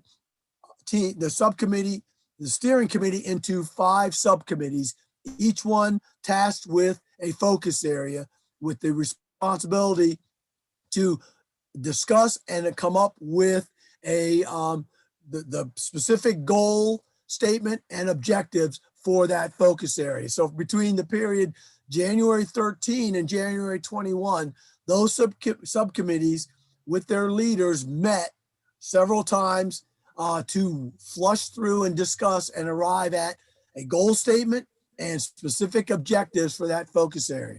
The steering committee got back together for our 3rd full group meeting on January 21st, where we reviewed each subcommittee's work, discussed it, and came to an agreement by the end of our steering committee meeting with the 5 goals and the related objectives of those goals. That formed the basis for this district's strategic plan. And then what I call the nuts and bolts, the really hard work was saying, we've got goals, we've got objectives. Now we got to figure out how do we get it done. And Superintendent Yano and his administrative team, plus invitees from all across the district that he had involved in this process, from January 21st until late last week, they put together an awesome action plan. And so there were 10 formal meetings that Superintendent Yano had established. And I was fortunate enough to attend most of those meetings and got to hear those conversations. And that group put together a pretty comprehensive year 1, 2021-2022 action plan. And then they also put meat to the bones on drafts for the 22 through 26 years, your year 2 through 5 tentative action plans, because as Superintendent Yano said earlier, it's a living document. And so each year there should be an update to prepare for the next set of goals, actions that you're going to achieve. So that work was tremendous. They pulled it all together. And like I said, I was totally impressed with the professionalism and the working spirit of your administrative team. That Superintendent Yano took them through that painful journey, but I tell you, they were committed. There was a lot of energy there. I'll turn it back over to you, Superintendent. Thank you very much. So through that whole process, we developed the areas of focus. So Ms. Belton, if you could be so kind as to announce the 5 areas of focus that we worked on as a committee.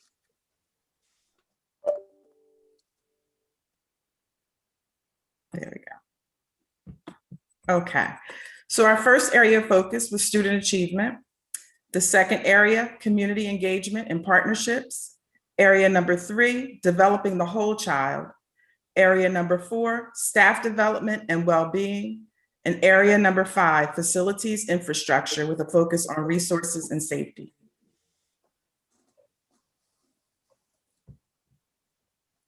Thank you, Ms. Belton. And Mr. Toft now will take over as he leads us through goal area number 1. Mr. Toft. Hey, good evening. I, along with my co-chair, supervisor of humanities, Michael Hodnicki, will read the next 3 slides. I will read the first 2, followed by Mr. Hodnicki. So our goal statement is Trenton Public Schools will improve student achievement by developing civic-minded, ethical, and college and career-ready students through culturally relevant curriculum.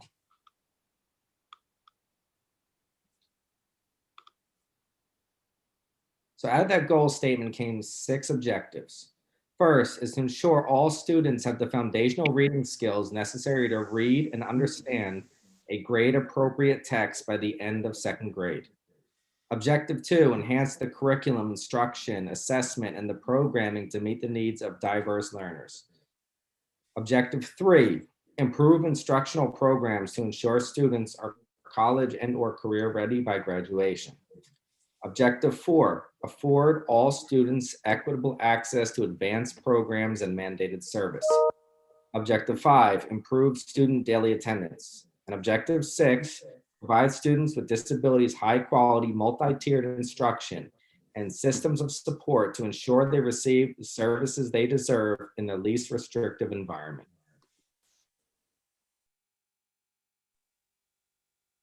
Good evening. Initiatives relative to Goal Area 1, partner with experts to develop teacher and administrator capacity to produce proficient readers. 2, conduct an analysis of curriculum, diversity, and equity of programs. 3, launch programs for diverse learners in all grade bands, including gifted and talented, enrichment, bilingual, and special education. 4, redefine how TPS develops curriculum and programs to ensure connectivity to local, national, and global employment forecasts. 5, enhance the development of innovation and problem-based learning in robotics and other technology-based emerging fields. And 6, eliminate attendance as a barrier to student achievement. Thank you, Mr. Toft and Mr. Hodnicki. As you can see, the initiatives that are listed here are just a small sample of the projects that are embedded within the action plans that we will be discussing at a later time.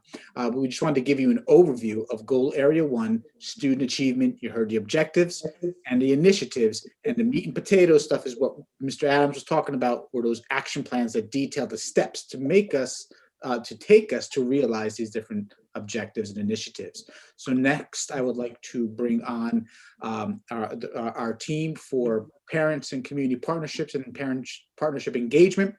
The goal statement for this area is to increase community partnerships, parent engagement, and access to resources, services, systems to further support student achievement and improve schools' culture and climates.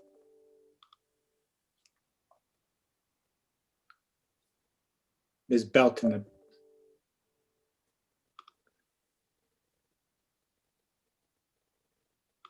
She got muted again. That's interesting. Okay. All right, there we are. Objective number 1, transform all schools into community schools to provide wraparound service, supplemental, and educational support within the community.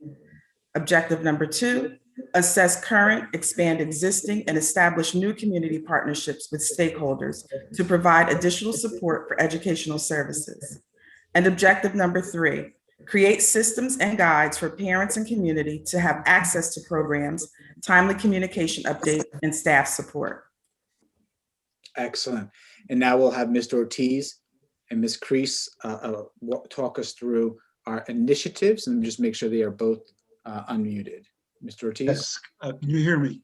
Yes, sir. I would like to send a shout out to our steering committee members because they really did an outstanding job working with us to get this done.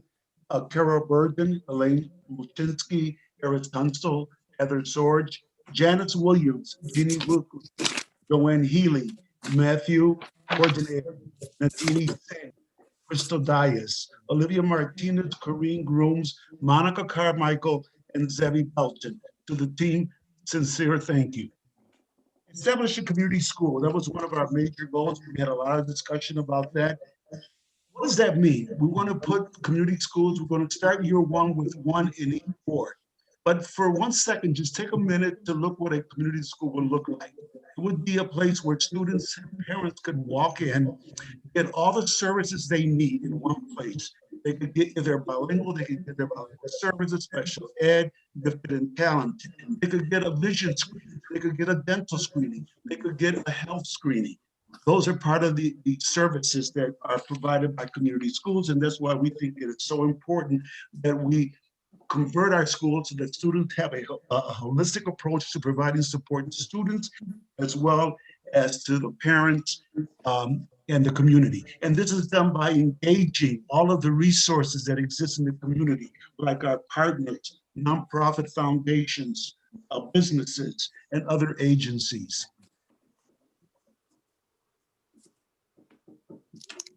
Secondly, we would like to look at establishing a parent university or a Parent Connect Academy. And this comes from doing the surveys that we plan to do with our communities, but find out what are the needs of each particular community, what do they want, and then be able to provide workshops, seminars, information on job employment assistance, career readiness, computer tech support, health, wellness, even legal advisement for parents who need information about a legal status, how to become a citizen, how to write a resume, how to fill out a job application. These are some of the services that we would like to see in our community schools, but also district-wide.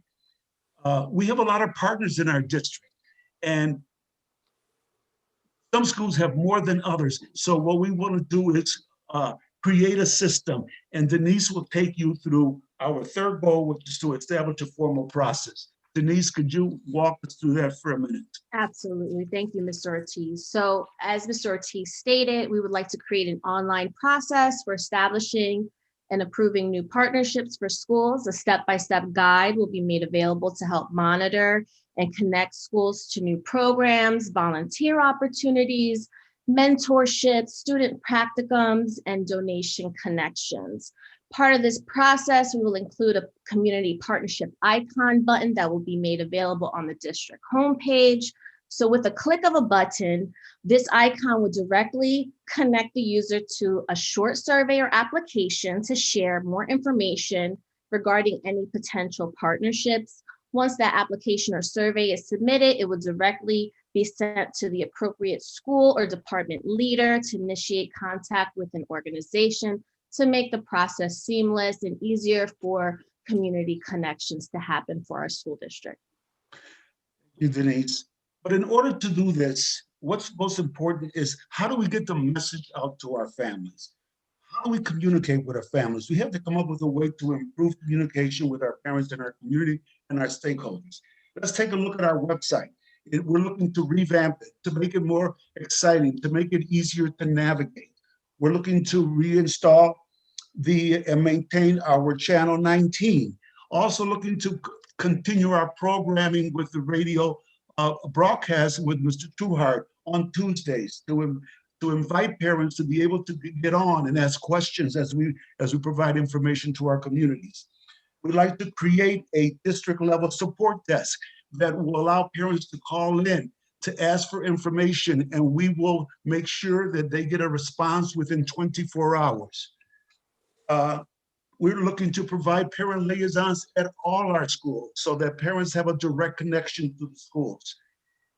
Denise, could you talk a little bit about what we want to do with social media platforms? Absolutely. So we are looking to expand our usage with social media. Our current social media accounts that we have are Facebook, YouTube, Twitter, and Instagram. And social media provides a space for instant interactions with people to either share information, build relationships, or advertise for programs or events. So we would like to see our schools have at least at minimal a Facebook account as their main social media communication platform. According to Global WebEx, there are over 3.96 billion users worldwide, with Facebook being the lead in the highest number of active users.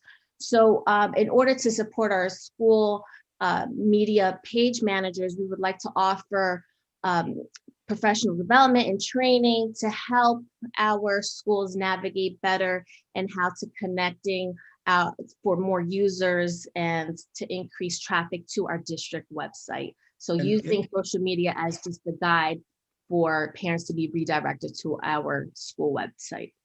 Thank you. And finally, in conclusion, is to create an additional position to support this initiative, to support how we engage with the community and our partners, because it's everybody's responsibility to educate our students. Thank you. Thank you, Mr. Ortiz, Ms. Crease, for that wonderful update around goal area number 2, parent community partnership engagement. At this time, I want to turn the floor over to Dr. Conway and Mr. DeSimone and his team for area number 3. Just want to make sure everyone's unmuted. Good evening, all. And so I had the pleasure of working with a dynamic group of individuals to put together some a goal statement and action steps to supporting the whole child. And so I'm going to turn it over to some of the members of my committee to bring us through this section. Mr. DeSimone. Thank you, Dr. Conway. Good evening, everybody. Thank you so much for allowing us to present our goal area. I'm excited about this program, this process, and furthering our plan over the next 5 years and beyond. So our committee was charged with developing the whole child. And after a lot of meetings, long hours, vetting out certain words, really getting down to it, we came up with an overarching goal statement. And that will be every child in every school should be healthy, safe, engaged, supported, and challenged.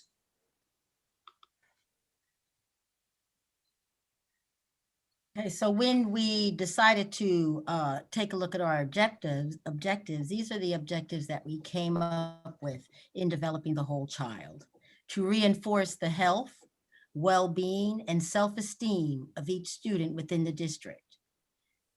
To guarantee all students will have access to personalized, equitable learning opportunities. To ensure every student is intellectually engaged in learning and connected to the school and broader community. Objective 4 is to model cultural responsiveness in welcoming and supporting families as partners in their child's education. And objective 5 is each school will develop and foster the whole child through exposure to arts, athletics, hobbies, and extracurricular activities. And I'm going to pass this on to Mr. Darren Freedom Green, who will talk about the initiatives. Good evening. Number 1 is to conduct a CDC School Health Index assessment in each school to measure the effectiveness of social, emotional interventions and develop an action plan to address indicators. The next one is to develop and implement individualized student support plans to include personal and academic goals. 2 is to develop programs geared towards civic engagement, responsibility, student leadership, and community awareness. The next one is to expand opportunities for partners to deliver family and community services within the context of wraparound services and a community school model. And the last one is to provide opportunities for students to demonstrate learning through multiple modes that encourage students to develop and capitalize on their talents and interests. I'd like to just personally thank Dr. Channing the Assistant Superintendent, Dr. Channing Conway, for not only inviting us in, but charging us to take a leadership role in shaping these policies, which will make our school district better. Thank you, sir. Okay, and we're going to switch into our next goal area. So I'm going to ask, let's see, team number 4. That is Mr. DiDonato, Ms. Krike, and the goal statement for goal area 4, staff development and well-being. The district's professional development and well-being plan engages all employees to positively impact the achievement of every student. And so the objectives for goal number 4 for staff development and well-being is objective 1, to implement standards for systems alignment, structure, format, and mode of delivery of existing professional development. Objective 2 is to improve recruitment and retention of highly qualified staff members. Objective 3 is to foster a culture of shared responsibility, cultural awareness, and growth mindset throughout the district. And objective 4 is to provide all staff with opportunities to engage in their own well-being. Good evening, and now I'll speak briefly about the initiatives that we drafted as the Staff Development and Wellbeing Committee. The first is to identify district priorities to maximize effectiveness and align school professional development plans to the district professional development plan and the strategic plan. Secondly, implement professional development that is differentiated, innovative, relevant, and connected to local expertise. Thirdly, expand the recruitment, hiring, an onboarding process to include orientation and training. Fourth, provide opportunities for growth mindset professional development for every TPS employee. And finally, promote health and wellness opportunities for all TPS employees. Thank you. Thank you, Mr. DiDonato and Ms. Crique. I would like to point out that some of the numbering is off on the slideshow. I apologize for that. I'll fix that before we post it on our website. I just noticed that now. So for goal area number 5, facilities and infrastructure, I'm going to turn the floor back over to Ms. Howard, Ms. Grant, Ms. Carmichael, and I believe Ms. Belton. Ms. Grant, do you want to do the intro? Yes, good evening. We are here to present to you goal area number 5, Fabulous 5. We want to thank our wonderful group of volunteers who worked with us as a team: Miss Judy Martinez, Miss Monica Carmichael, Miss Tanisha Smith, Miss Marisol Torado, Miss Kathy Walden, Mr. Dwayne Mosley, Miss Zebby Belton, and of course, Miss Jane Howard. Our goal statement is to create a safe and secure learning environment equipped to deliver 21st century programs to ensure students are prepared to succeed in their choice of college and/or career.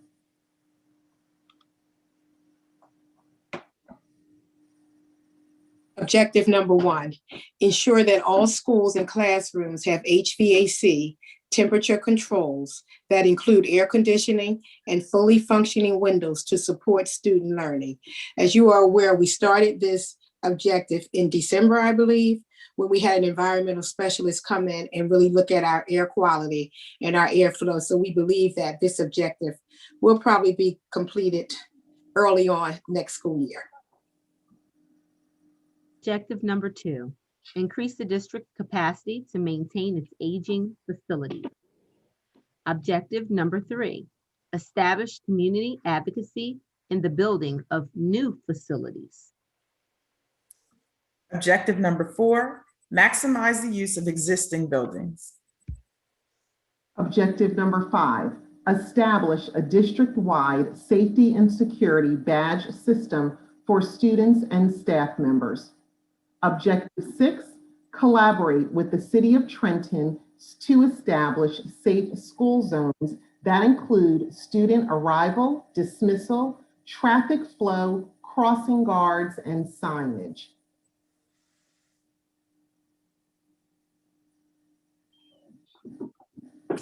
Initiatives. Initiative 1, develop a schedule based on the environmental specialist report for maintenance of the HVAC systems. Number 2, provide assessments and solutions for a wide range of facility issues associated with building materials, such as roofing, enclosure walls, and building structures. Number 3, establish a facilities advocacy committee.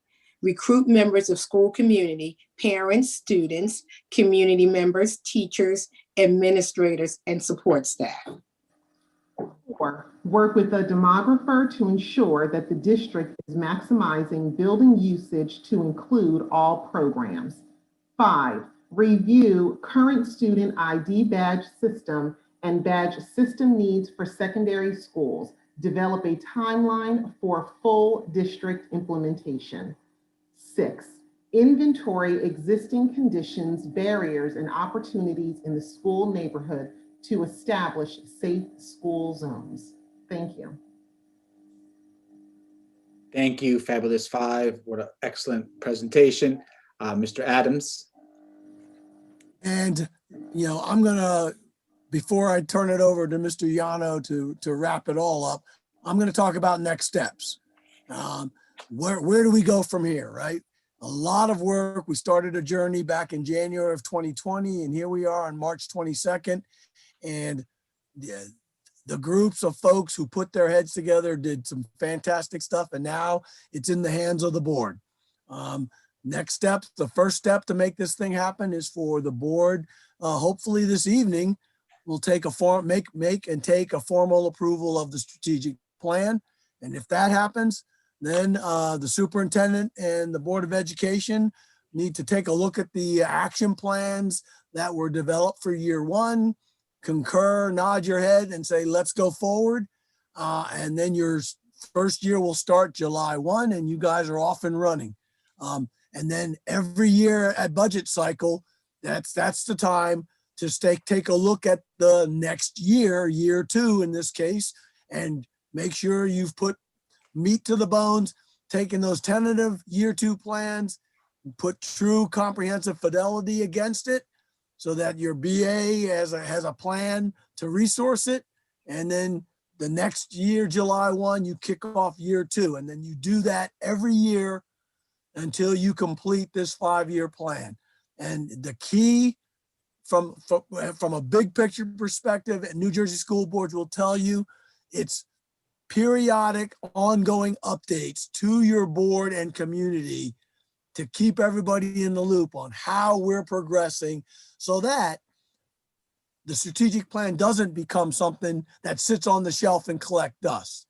It's a living document that you live to. And if you, based on the work that's gone into this, if you all commit to this and execute this, and yeah, there's going to be hiccups and bumps along the way, and you adjust. It's a dynamic document, not a static document, not a static plan. So as you need to adjust, you bring the right committees back together, readjust and modify and keep moving forward. But by the end of the school year 2026, I see this district making some major significant strides for the children of the Trenton Public School System. So you should be commended.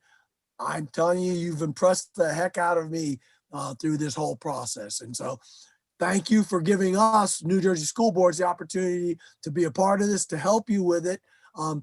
I'll turn it back over to Superintendent Yano to close us up. And again, congratulations, guys. You did a lot of great work. Thank you, Mr. Adams. Your help, your guidance, your training and listening skills were excellent. So we appreciate the time you spent with us as a committee, leading the district through this process, because you gave us the roadmap and we had the willing and able team to really get into the nitty gritty, into those details, plan and collaborate and put pen to paper as far as what our initiatives are, what our objectives are, and how we will track those initiatives by setting specific metrics for achievement. So I want to thank all of the leadership team members, all of our committee members, all of our community members who are on with us tonight. It's impressive that you are with us this evening. I appreciate that you're here supporting our project that'll lead our school district into the future. So we provided quite a bit of information, very broad and all-encompassing presentation by our team. So now I'd like to turn the floor back over to President Lane and our board members to see if there were any questions about the process or any feedback that you would like to provide at this time. But again, thank you for the opportunity for allowing us to provide this plan to you for your consideration. And thank you very much. And thank you to the community members who devoted their time and continue to devote their time to this particular process and project. And it's just, I was just, excited to see folks here and to know your commitment and actually the part that everyone played in bringing this to fruition. So I have been involved in many aspects of the early design and actually involved in the conversation. So at this point, I really have no questions. I'm just happy to see that we have actually come to at least that endpoint of this particular piece of the process, having started last year and actually gotten off to a good start and then had to kind of, take a back seat to COVID. And so now we're reemerging from COVID and moving forward. And certainly my commitment is to see that this is a living document that actually guides us as we move forward in this particular manner with the school district. So board members, and I know a lot of you were also part of the process in addition to myself. So are there any questions at this particular point in time?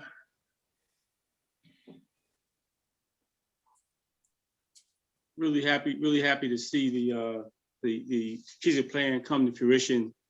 As you know, it's been many years. We talked about this a couple of years ago, and we came together under Ron, and Yano finished it up for us with Jesse Abbs and the New Jersey School Boards Association.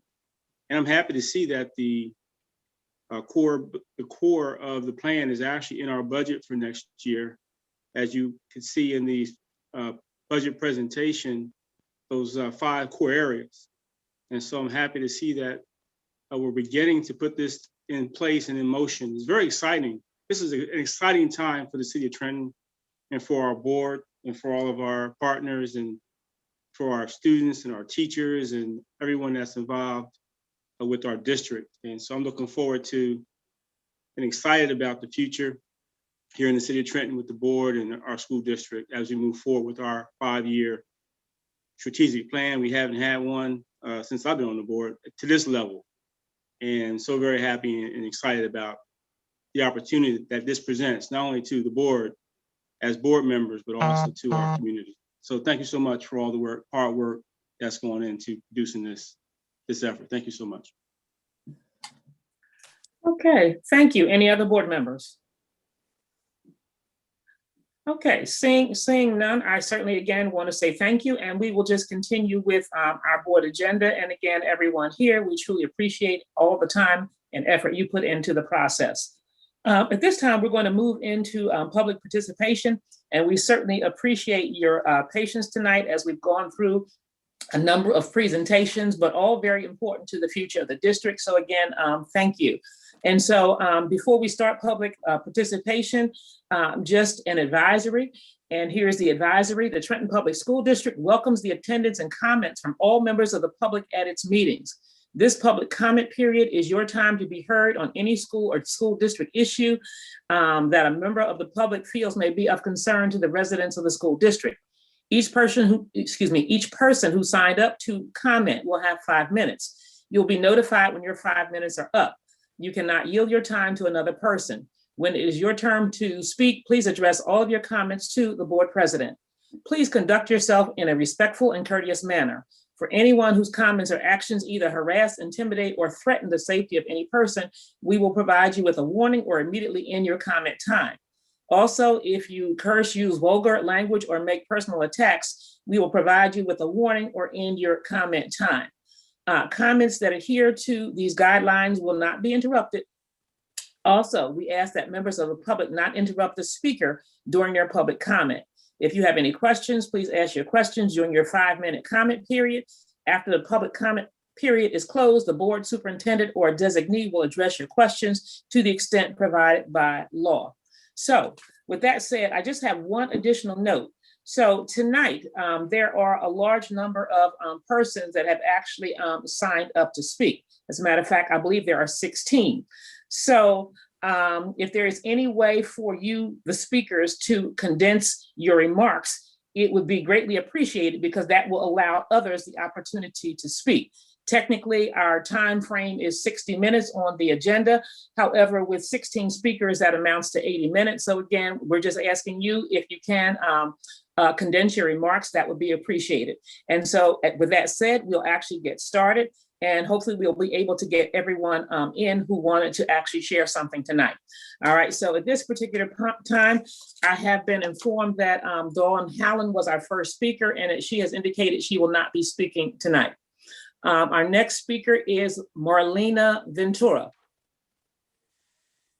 Good evening, Board President Lane, Acting Superintendent Yano, board members, staff, parents, community members, and everybody watching.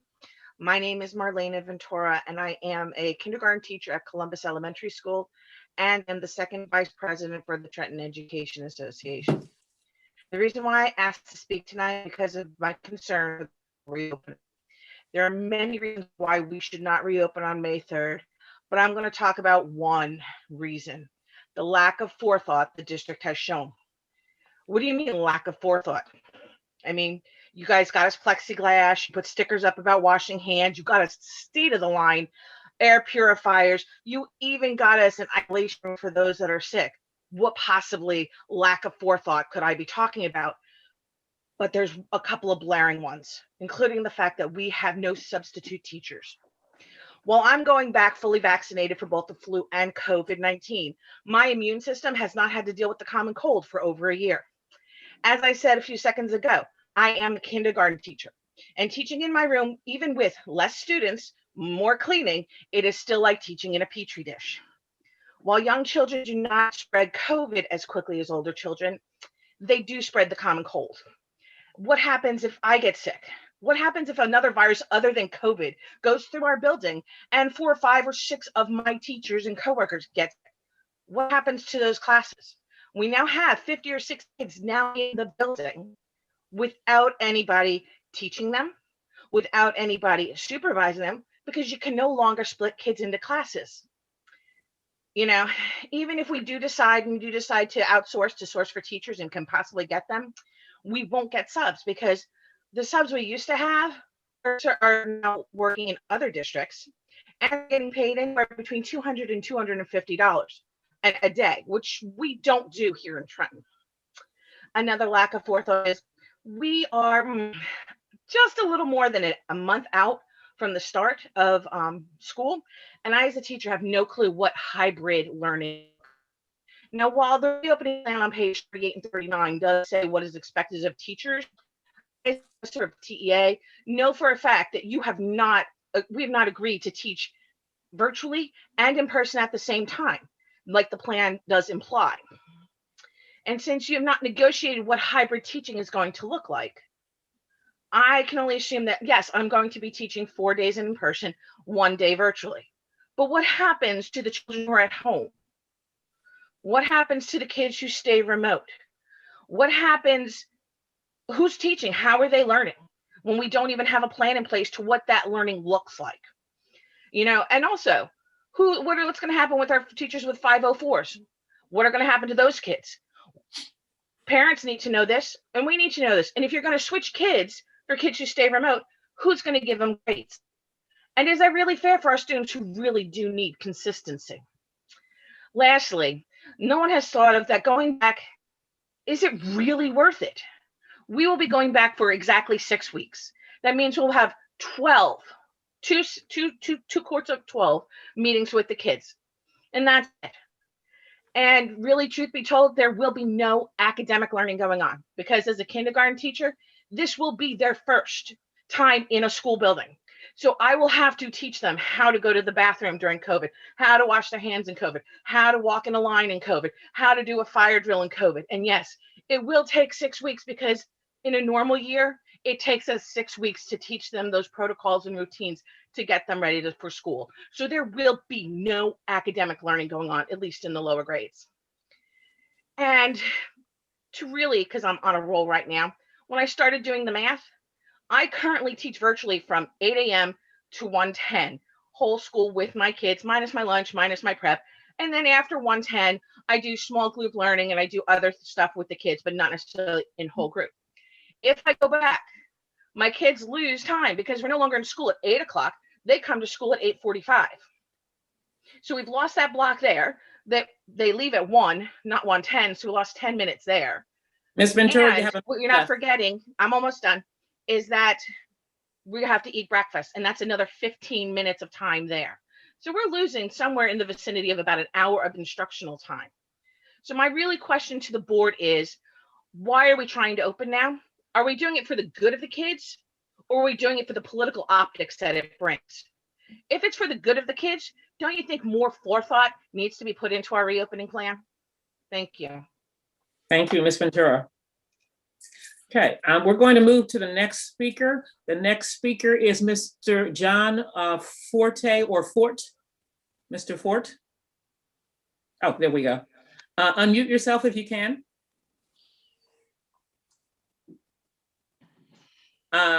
Someone, there you go. Good evening, ladies and gentlemen of the board.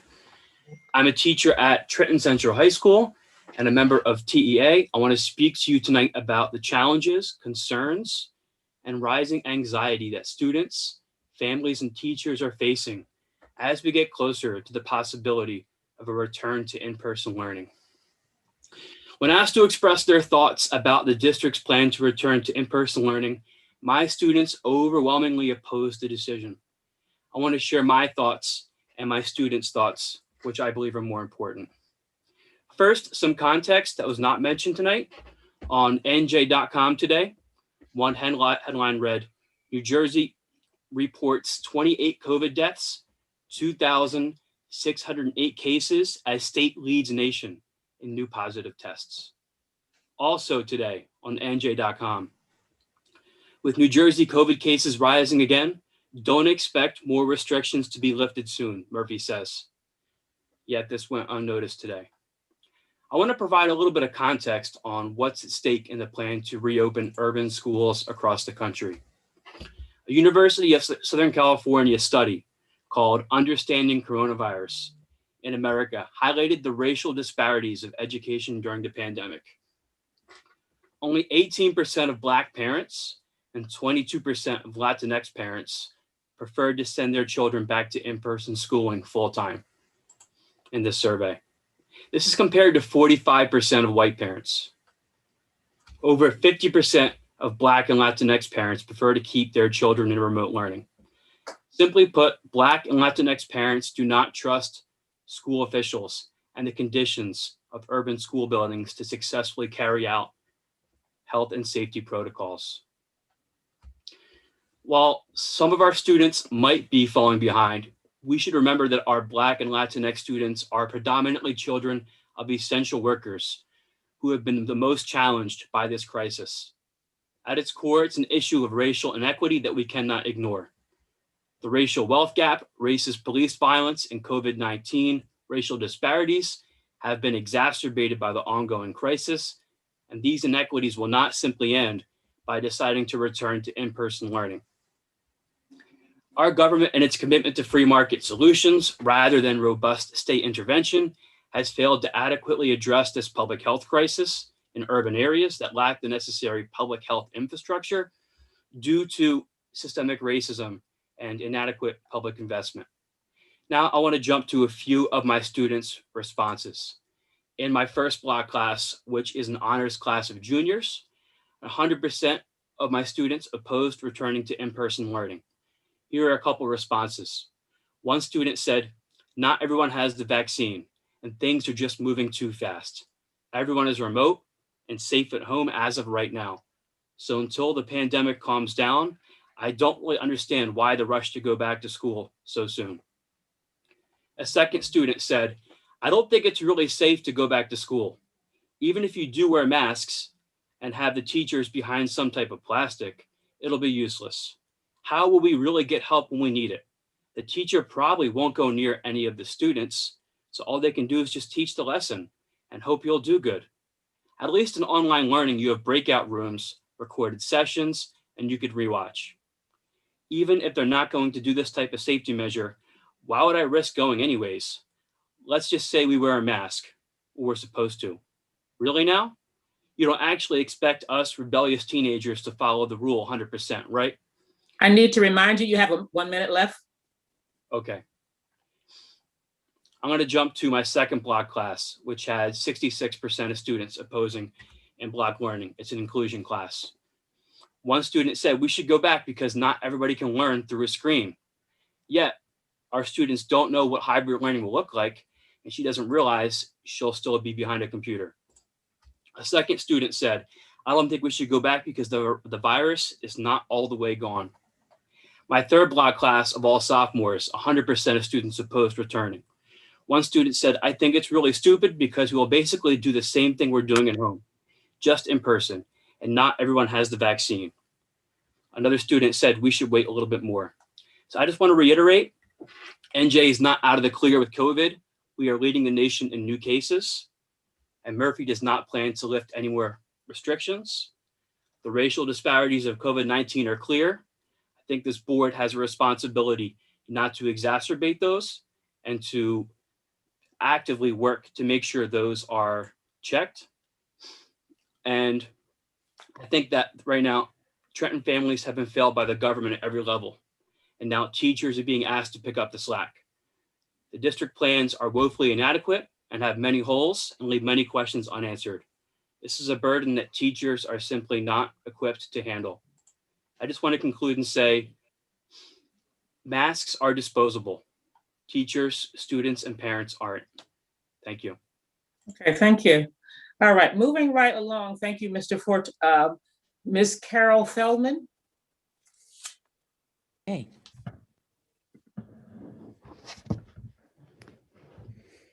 Hi, thank you for letting me speak.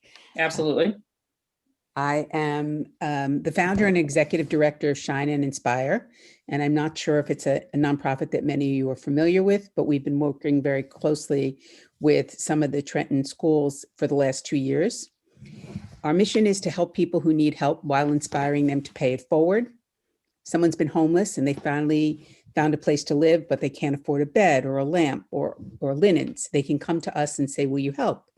And we say, okay, if we help you, what will it inspire you to do? And before COVID, they could say, I'll volunteer at the food pantry. Or we've been working very closely with Denise Crease, and she would have them work in a parent group with some of the other parents. Over the last 2 years, we discovered that there were children not going to school because they couldn't afford hygiene items. So when we learned about this, we said, we need to do something about this. Well, in the last 2 years, we have opened 12 Shine and Inspire closets. In these closets, we provide non-perishable foods, school supplies, and hygiene items, or anything else that the school says, we really need this, we will help them out with that. We work very closely with Denise and at the Trenton Board of Education, where she's the homeless and displaced family liaison. So we try to make sure that those children are not going without. We do collections, we have fundraisers, we raise money as many ways as we can, but the need has become so great. We supply tissues, toilet paper, paper towels, detergent, shampoo, hair care, anything that your kids use or you use, we try to put in the closets. And we just opened one at the Gregory School. So that is our first other school outside of the administration building. We have a wonderful relationship with Denise, and she knows that if she has a family and she really needs help immediately, even though we're not emergency services, we will help her out if we can. There were a few occasions in the last year where there were fires and she had families that had nothing. So we went shopping and we made sure they had clothes and pajamas and some food and whatever else they needed emergently. So I just wanted people to be aware of this is what we do, and that we are all over Mercer County, and that we hope to open more and more closets, because no child should never not go to school because they can't afford deodorant. And that was how the whole conversation started, with somebody in Hamilton Township who told me that there were kids that weren't going to school. So we saw the need, and that's what we do. Our tagline is make a difference in someone's life, and it will make a difference in yours. Thank you for letting me share. Thank you, Ms. Feldman. It's good to know that these services are available, and certainly we may be able to support you in some way, shape, or form by other community organizations. So thank you, Ms. Feldman. Thank you. Moving right along to Ms. Lanice Hill. Unmute Ms. Hill, someone. Hi, good evening. Can you hear me? Yes. Hi. I just wanted to say good evening to all the board members, district staff, and parent and guardians tonight at this meeting. Thank you for giving me the opportunity to speak. Again, my name is Lanice Hill, and I'm a world language teacher at Joyce Gilmer School. The matter I'm addressing this evening concerns equity of instruction to all district students, in particular the remote students who will remain remote when and if the students come back in May. And Ms. Ventura had alluded to this earlier. And I just wanted for the parents and the guardians who filled out the survey, just so that they're aware of the fact that due to liability issues, as well as the teachers not having been properly trained to conduct simultaneous live teaching for the students that will be with us in the classroom, as well as to those who are fully remote, those students who are remote will not be instructed by a live teacher. And in order to promote transparency for the parents and guardians when they filled out that survey of whether they wanted their child or children to receive either hybrid or remote instruction, as far as I know, that it isn't stipulated anywhere in the district documentation online, as well as on that survey, that they're aware of the fact that if they choose to do fully remote, then their children will only receive asynchronous instruction, which is information that the teacher will provide for those students to conduct on their own. So I was just wondering when and how the district will offer clarification for these parents, since some have already made the decision whether they wanted to be, whether they wanted to receive hybrid or remote learning.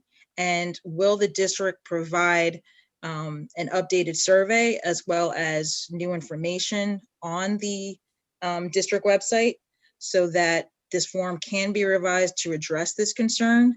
And will an extension be granted, because the current survey does say by March 19th, they had hoped that the parents would have made a decision.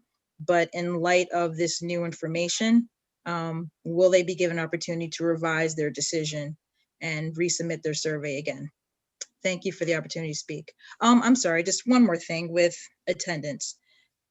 Given the fact that attendance is difficult and that concern of those students who would be remaining fully remote, that we felt it would be a major drop-off for those students if they come to realize that they're only going to receive asynchronous instruction.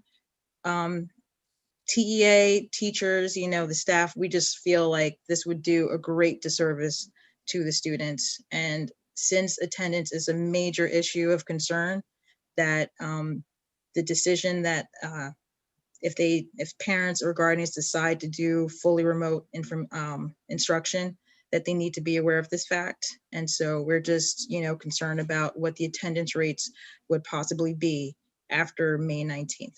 Thank you. Okay, thank you, Ms. Hill. Moving along, Ms. Michelle Marazzo.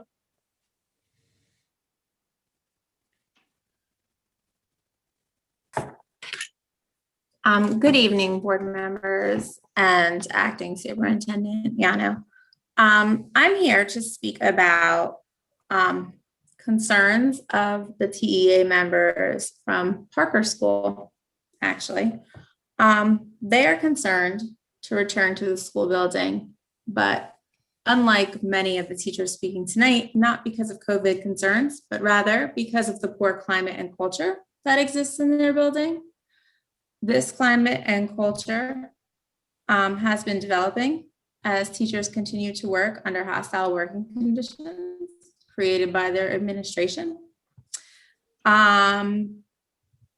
Instruction time is consistently interrupted for conversations about schedules that are being conducted in front of students.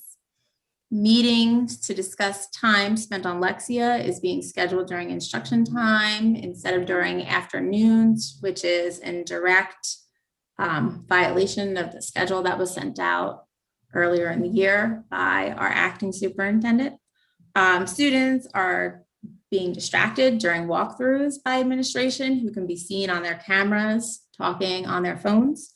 When teachers are trying to plan collaboratively as a grade level, they are being questioned about the need to do so. Data trends are not being looked at objectively. Rather, teachers are blamed for those data trends. Many emails often go unanswered by administrators. There always seems to be confusion with district directives. Most recently with kindergarten teachers being told that they had to write interim reports. And even when it was clarified that they do not, the directive was still given to the staff. Staff are often talked down to in sarcastic, dismissive, and argumentative tones. And many PLCs have ended with teachers in tears. These concerns have gone unaddressed for far too long. Building TEA reps have attempted to discuss concerns with the administration, but often they were dismissed. Specifically, when concerns about staff crying during PLCs were brought up, the response they received was, and I quote, "I can't speak generally about staff being upset. I need names." As though those individuals did not know who they upset. TEA leadership attempted to meet with Parker administration, but those meetings were refused. The issues have been brought up to the assistant superintendent several times and to the acting superintendent several times. And on January 25th, Ms. Sandy Jimenez brought it up to the board during public participation. So again, I will state, concerns have been unaddressed for far too long at Parker Elementary School. It's time for the Board of Education to hear the teachers. It's time for you to hear their concerns. So I'm bringing it to you a second time so that you're all aware and everyone has heard us and it's on the public record again. Thank you. Have a good evening. Okay, thank you, Ms. Marazzo. Okay, I'm moving on now. After Ms. Marazzo, Ms. Nicole Backlund. Good evening, board members, and to those in the community that have joined us this evening.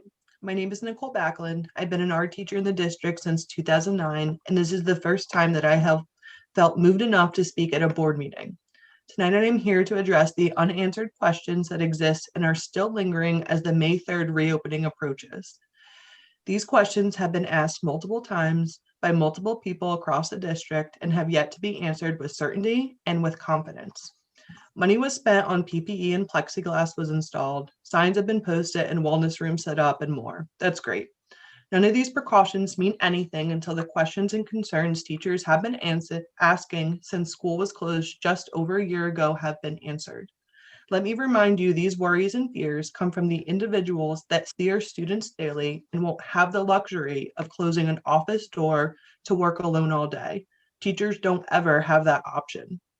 For the past year, teachers have been asking for clarification on pretty much everything that has been communicated to us. And asking for clarification is not pushing back and refusing to return.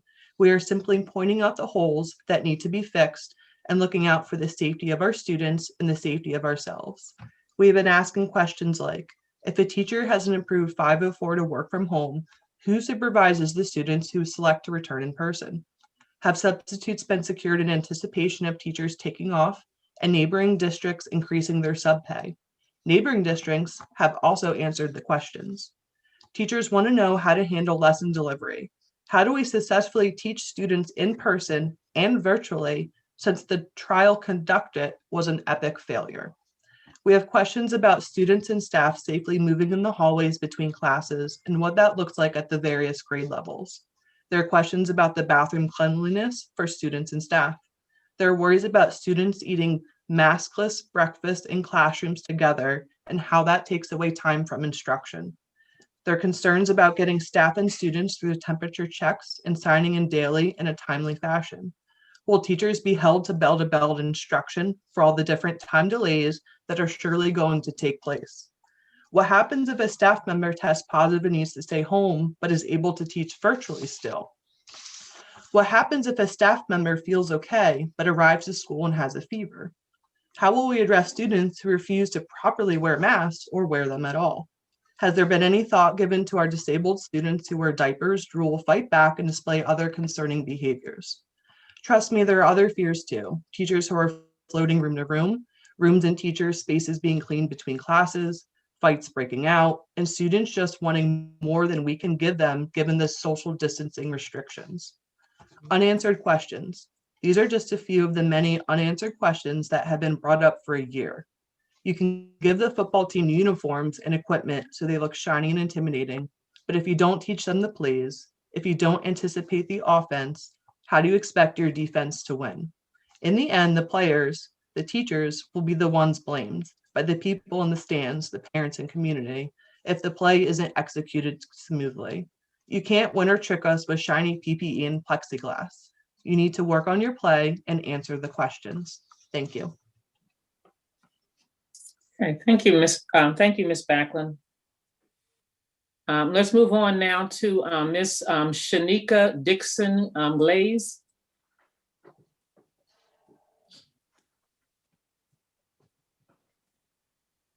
Shanika Dixon Glaze. Okay, we'll move on, and if she shows up later, we'll come back to her. I understand that Ms. Judy Martinez and Ms. Marisol Tirado will not be speaking tonight. Is that correct? Correct. Okay, all right, so then we'll move right along to Ms. Sharon Ham Graves.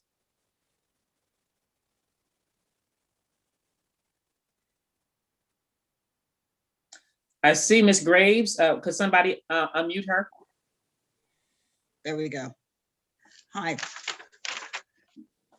Good evening, board members of the board. My name is Sharon Ham Graves, and I'm the technology at Parker Elementary School. I have been a teacher at Parker for all of my 35 years tenure in the district, and I have not witnessed a poor, whoops. Sorry about that. I have been a teacher at Parker Elementary School for all of my 36 tenured years in the district, and I have never have witnessed such poor culture and climate. As some of you are aware, there are teachers that have experienced harassment, intimidation, and bullying at the hands of the administrators. Staff member has been belittled in front of other staff members, leaving meetings in tears. There has been unfair observations and constant walkthroughs, just to name a few things.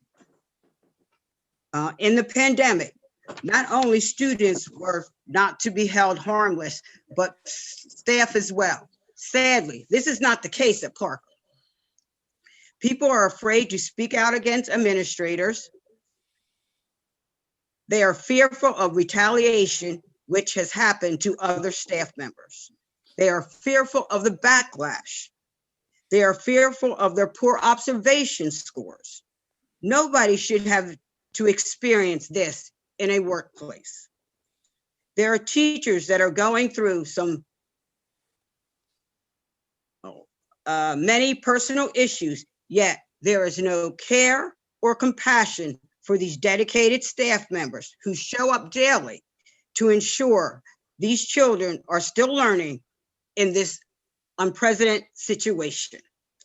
I come to you tonight to ask on behalf of those who are fearful of standing up for themselves to do something about this toxic environment. If this situation is not addressed, we plan to bring forth a petition for their removal. And I would just like to add one thing. Miss Shirley Walker was supposed to speak tonight as on behalf of the staff members at Parker School as well. But due to obligations, she had to change her schedule. But since the earlier board took so long, she was unable to speak. So I just want to make you aware of that. Thank you. You said Ms. Shirley Walker is not speaking, is that correct? Correct. Okay, thank you, appreciate that, and thank you for your remarks. Okay, so we're going to move on now to Mr. John Robinson and Mr. Jeremy Connor.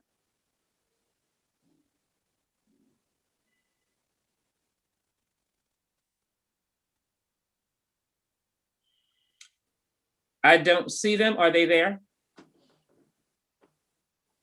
They're not here. Okay, thank you. All right, so we will move on to the next person, Miss Susan Rowdy.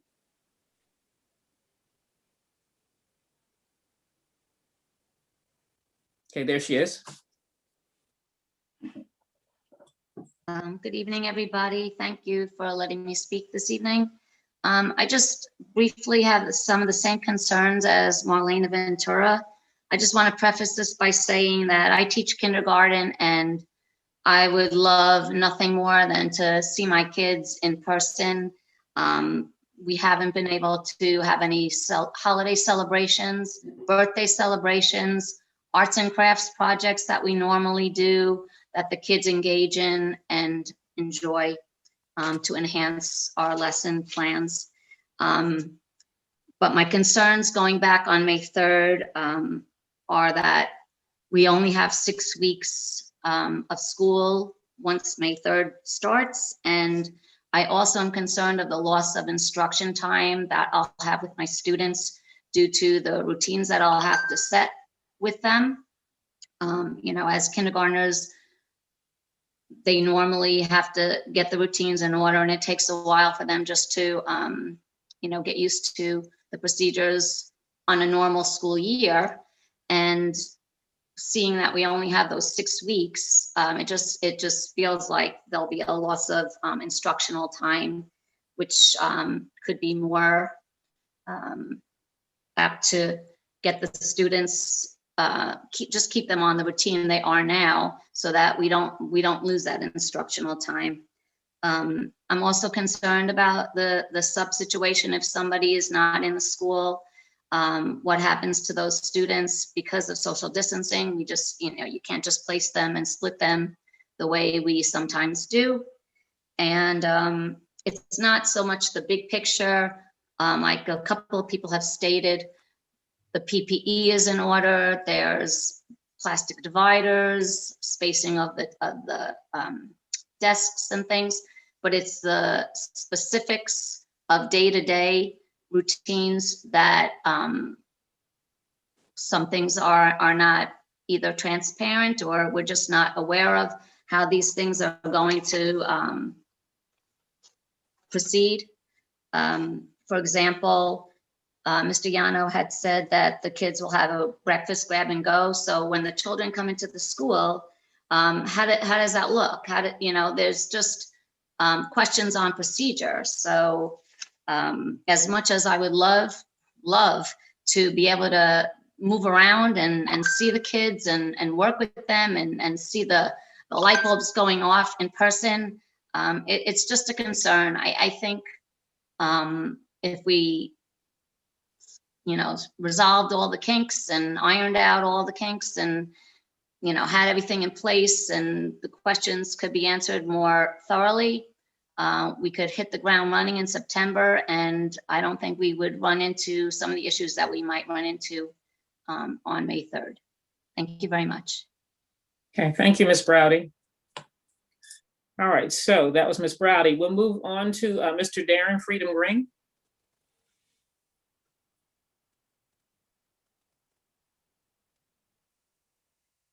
Good evening. Can you hear me? Yes. All right. To the acting superintendent, board president, Ms. Addy, board members, thank you for allowing me to speak. Just 3 quick points. I wanted to thank and salute our athletic director, Mrs. Grady, David Poppy Sanderson, all the staff, coaches, and even security for putting together a fall season that we once thought wouldn't happen. I want to salute and thank them for their great work, their great efforts. Something as simple as in between games or in between JV and varsity games, security guards spraying and cleaning the bleachers show what the village is about. So I wanted to thank and salute them for their great work and making sure we were able to provide a medium for the babies to at least have some form of fall season. They did great work in that. Second, I wanted to make sure the board realized one of our own, Terrence Stokes, is moving towards being a county commissioner.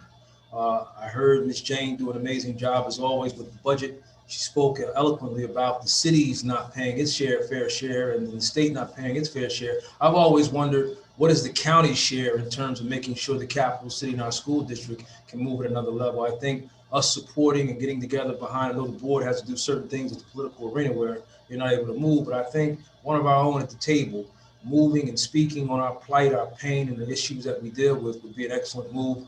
And I certainly will be working to make sure Terrence Stokes gets that position. I think we as a district, we as a community need to do the same. And last but not least, I wanted to salute the young King, Devin Hairston, who was, we had a nice article about him winning an award over the weekend, but has a grade point average, 3.45. A young man's been on an honor roll since being in high school. And those are just some of the things that we need to celebrate and salute more of. The great stuff that occurs here. We always get coverage of the killings, the craziness, and the madness. But to have one of our young men to be awarded and acknowledged like that, and then have a grade point average like that, and to be moving forward in an excellent manner and way, it is something that we want to always put on public record. Hopefully the mayor and other council members will acknowledge, support, and salute him. But I just want to say to that young man, keep doing the great work that you're doing. You're inspiring us as a district. Again, I want to thank the board for allowing me to speak tonight.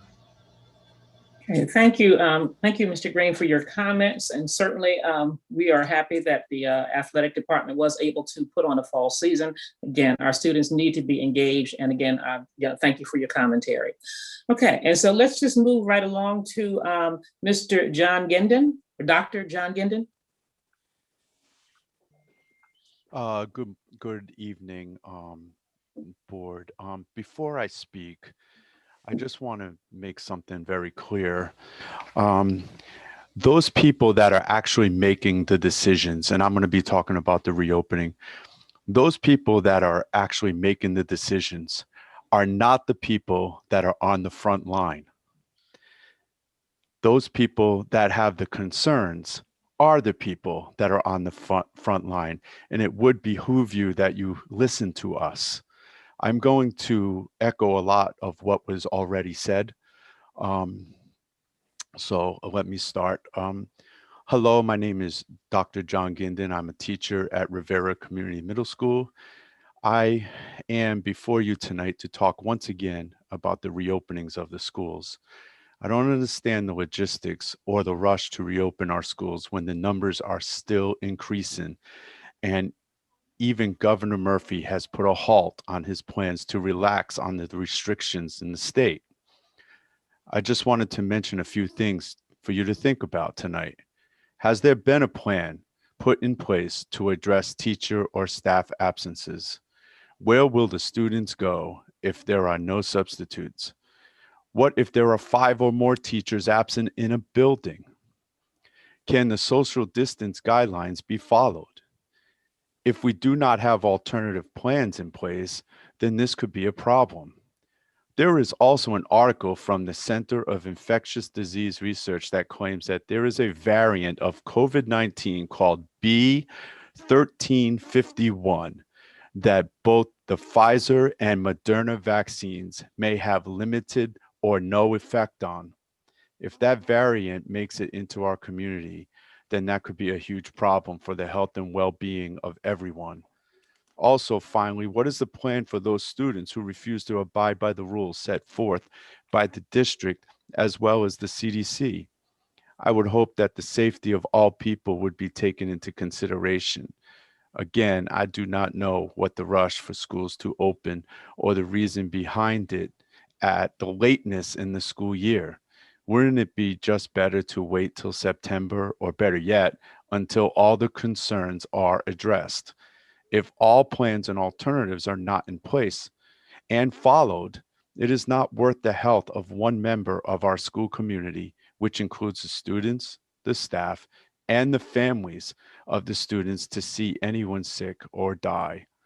One last thing I mentioned at a previous meeting: if you determine that it's safe enough to go back to school, then it is also safe enough to have open board meetings and not virtual meetings any longer. Thank you for your time. Okay, thank you, Dr. Ginden. We'll move on now to Ms. Sandy Jimenez.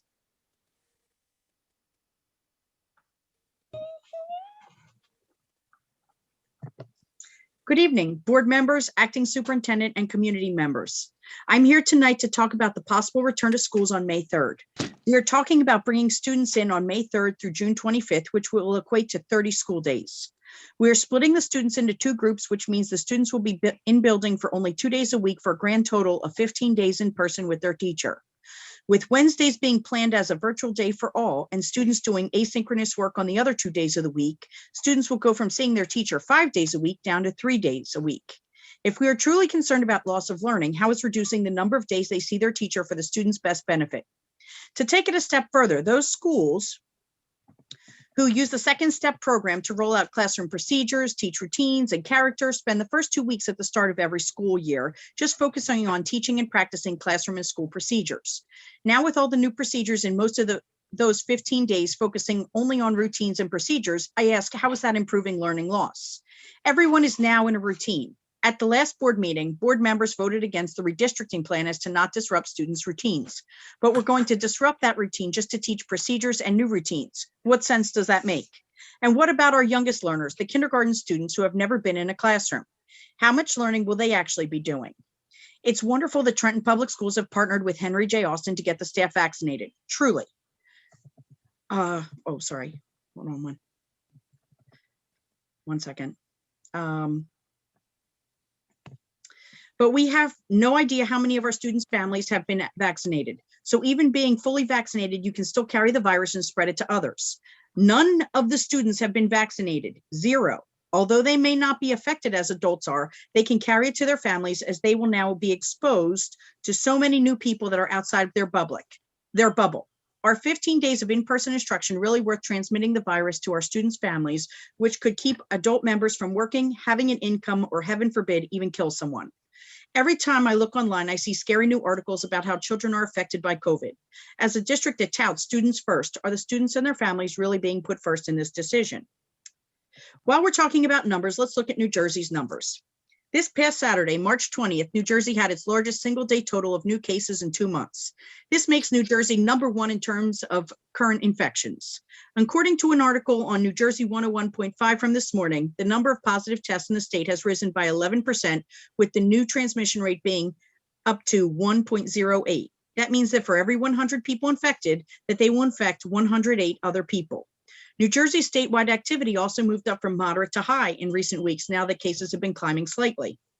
The State Department of Health's most recent COVID-19 activity level report, which is issued weekly, says the coronavirus activity level rose from moderate to high over the past week, specifically in 3 New Jersey counties: Hunterdon, Somerset, and Mercer.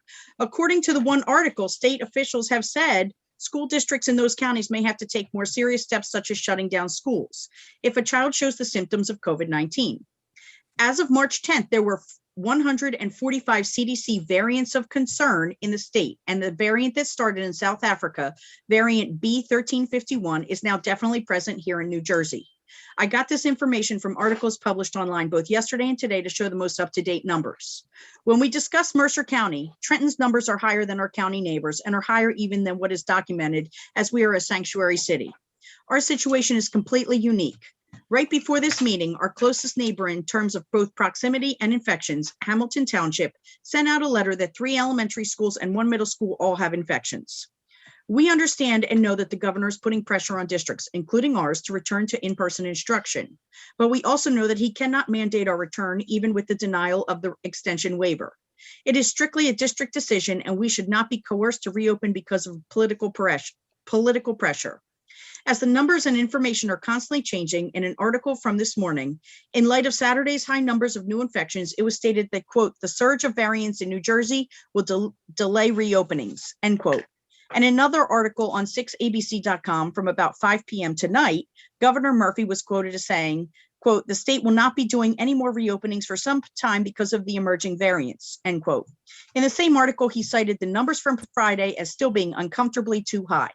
Ms. Jimenez, I need to remind you, you have a Almost minute done. left. Thank you. With these numbers on the rise and all the numbers that I've presented to you, reopening at this time is not prudent for the students, their families, and the staff of the Trenton Public Schools for only 15 days of in-person instruction. I implore you to please keep this in mind when you discuss and decide on the May 3rd reopening date. Thank you. Have a good night, and please stay safe. Okay. We hear the voices of our young in the background. Thank you, Ms. Jimenez. Okay, at this particular point, we're going to move to Ms. Janice Williams. Good evening, board. My colleagues have already done a good job with questions and concerns regarding the school opening, but I want to shift focus for a minute here. First of all, I want to talk about the policy that's on the agenda tonight regarding board member attendance. Board member Shadar Williams should be embarrassed by her attendance as a board member to serve the community and the students and the public. She always finds the time to show up the 3rd or 4th consecutive meeting so as not to be thrown off the board. I don't think she should be allowed to make decisions on very important items such as new superintendents, the strategic planning. She had no involvement.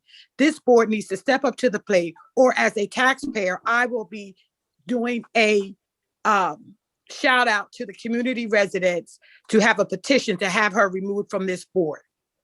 It is embarrassing, it is a shame, and this board should be ashamed that they have a no-show board member who shows up for important decisions such as the reconstruction of schools, talking about a fake hypothesis that she has no knowledge about.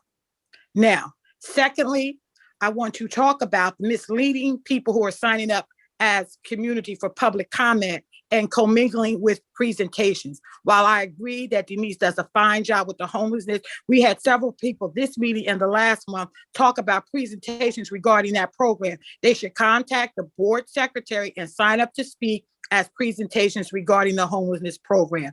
I applaud everything they're doing to assist that population of our students and the community. Thirdly, I want to speak to the early childhood program being removed from this district. We all know that the reason given by former Superintendent Fred McDowell was bogus. He said, I don't want early childhood in this district. Take a look at your budget, board members, and see how much money we're shipping out of this district to early childhood providers. Some custodians on their staff make $150,000. Look at the rent and other items that we are paying to these outside providers to operate their program. We need, as a district, to move some of those children back into our district and provide the stellar services that we were providing before the misinformed former superintendent, Fred McDowell, came into this district and destroyed it. There was no solid reason except he said, I don't want them here. How dare he say that when we had a successful early childhood program? Jane is always talking about the money that's leaving this district. That's one piece of the money. The other piece where we're going to be able to save money with charter schools is, and I applaud, having a G&T program so that the community will see that we're having enriched academic achievement programs coming into the district so they don't consider a charter school. All right. And lastly, I forget the last item that I wanted to speak to, but those are some of the items that I wanted to speak to. Early childhood, the no-show board member, where her fake hypothesis, maybe a hypothesis she should consider, is knowing how to do her due diligence as a board member, the outsourcing of money. Oh, the last thing was, I see on the board agenda, did you have the reallocation of carryover monies for ESSA? Please be mindful that when you develop how that money is going to be spent, it has to be comprised of stakeholder groups to include teachers, parents, community, and district leadership. It should be a cohort of all of these stakeholder groups as you determine how this carryover money and title money is going to be spent. It doesn't come from one lens and it doesn't come from the central leadership side, because oftentimes we're in violation of the federal rules that govern the formation of ESSA and its creation and committees and how those monies should be spent and determined. That's all I have for tonight, because our members have presented some compelling arguments as to why this district cannot reopen from May 2nd until the end of the school year. And I hope that the board in review will do its due diligence and go over the reopening plan whenever it's presented to them and have them identify all the concerns and issues that you heard tonight coming from my colleagues. With that being said, that's all I have for this evening. Thank you for your time and attention to my concerns. Thank you, Ms. Williams. Moving right along to our last presenter, Ms. Talithia, our last commentator, Talithia Duncan. Good evening. Good My evening. name is Felicia Duncan, and I am the president of TEA. I represent over 1,100 members in this district. Tonight, I will be speaking on a small faction of my members whom for the past 2 years have been subjected to an unhealthy and hostile work environment. Before I begin, let's go over a couple of definitions. Fact. A fact is a thing that is known or proved to be true. Opinion is a view or judgment formed about something that is not necessarily based on fact or knowledge. Harassment, aggressive pressure or intimidation. Intimidation, to frighten someone, especially in order to make them do what one wants. Hostile, unfriendly or antagonistic. Slander, a false or malicious spoken statement. Tonight, I will give you facts, not slander, nor opinions as to what has been taking place at TRA under the leadership of Mr. Kuntz. Fact number 1, Mr. Kuntz has made disparaging comments about TEA members to TEA reps because the members have brought contractual concerns to the association leadership. Fact number 2, Mr. Kuntz has created a harassing and hostile work environment by doing the following: violating members' duty-free prep and lunch times, making anti-union animus statements, making the members fearful to go to their union reps when they have issues or when their contractual rights have been violated, directing members in the same bargaining unit to give directives to their colleagues, extended walkthroughs in members' classrooms who have brought forth contractual violations. Example, Mr. Kuntz verbally demeaned one of our members, and the rep that reported the violation began receiving lengthy walkthroughs and written deficiencies of her lesson when she had previously not been visited by Mr. Kuntz for more than 5 minutes at a time, nor has she been informed of any instructional deficiencies prior to her reporting this incident to TEA leadership. Fact number 3, TRA has had a total of 86 students, give or take a few, in 2019 and 2020, and about 72 students for the 2021 school year. Fact number 4, there are about 25 to 30 TEA members assigned to TRA. Fact number 5, due to the hostility and unhealthy culture at TRA under the leadership of Mr. Kuntz, there have been a total of 9 transfers and 3 resignations. 12 out of 25, almost half the staff. Fact number 6, Mr. Kuntz is on his 3rd vice principal. I could go on for another 10 minutes listing the egregious acts that are taking place under the leadership of Mr. Kuntz, but you only gave me 5. And I know you're wondering as a board, was Mr. Kuntz ever notified of these issues? Were his superiors aware of these issues? Have grievances been filed? Has association leadership met with Mr. Kuntz to answer these questions? The answers to all of those questions are yes. Has Mr. Kuntz's behavior changed? Has he been provided with PD on how to create a healthy and safe work environment? Has he been reprimanded for his behaviors? The answers to those questions are no. At this time, I am asking the board to instruct the superintendent to conduct a thorough investigation of the toxic workplace environment at TRA. Due to the high number of non-tenured staff members at the building and their fear of retaliation, I am requesting that my members be interviewed by the board attorney, Mr. Rowe, and that if their statements must be shared, all identifiable information is to be redacted. I also encourage the superintendent to go find those 9 people who transferred and interview them as well. And if you can reach the 3 people that resigned, find them and interview them as well. Let me be very clear. This is not a personal attack. These are facts, not opinions, not slander.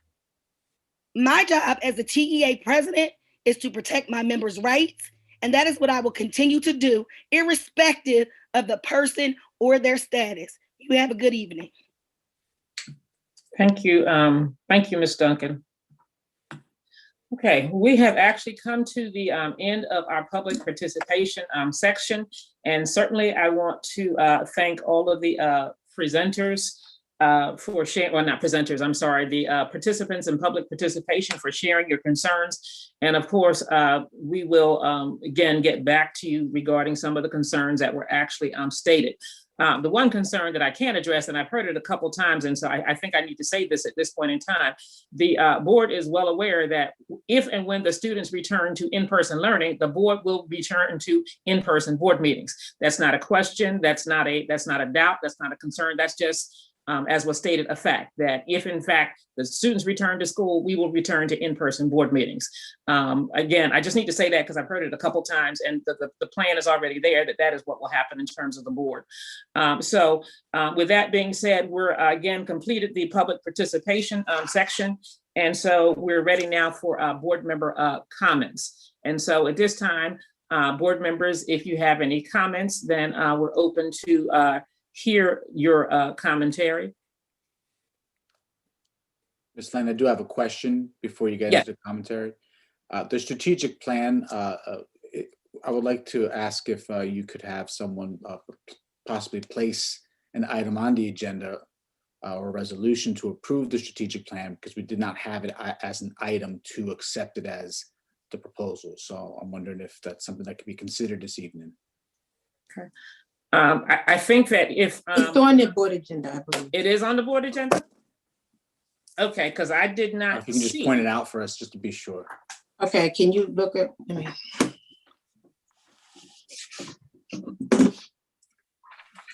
I mean, it's on the agenda as a presentation. I'm not sure that it's on the agenda. no, look under the finance agenda. Let me bring it out. Okay.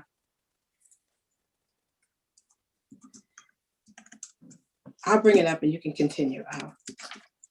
Thank you. Okay, while she's bringing it up, we just want to be sure, because as I said, I did not see it on the agenda, and it's quite possible that I did overlook it. All right, so we'll revisit that in just a minute. Ms. Marrero Lopez, would you like to make a comment? I actually would. Based on what Mr. Green said tonight, I was wondering why it is that we have not had our Students of the Month present at our board meetings. I'd like to, for their achievements in scholastics and in their academics and so forth and so on. I think that is something that we should bring back. They should be acknowledged for their good work, and we would like to see them at our meetings, even if it's just for a little while, not just to present in entertaining us, but in order to also receive an acknowledgement from us that we see their good work. Okay. And so certainly, if we have, and we can ask Ms. Brady to share what achievements we've had in terms of the sports seasons, and of course, the academic seasons. We heard from a couple of our students tonight who were successful academically, but certainly I hear you, and that's something that we can look into in terms of, certainly celebrate our students who are doing great things, and a number of them are doing great things. So thank you for that. Anyone else care to make a comment at this particular time?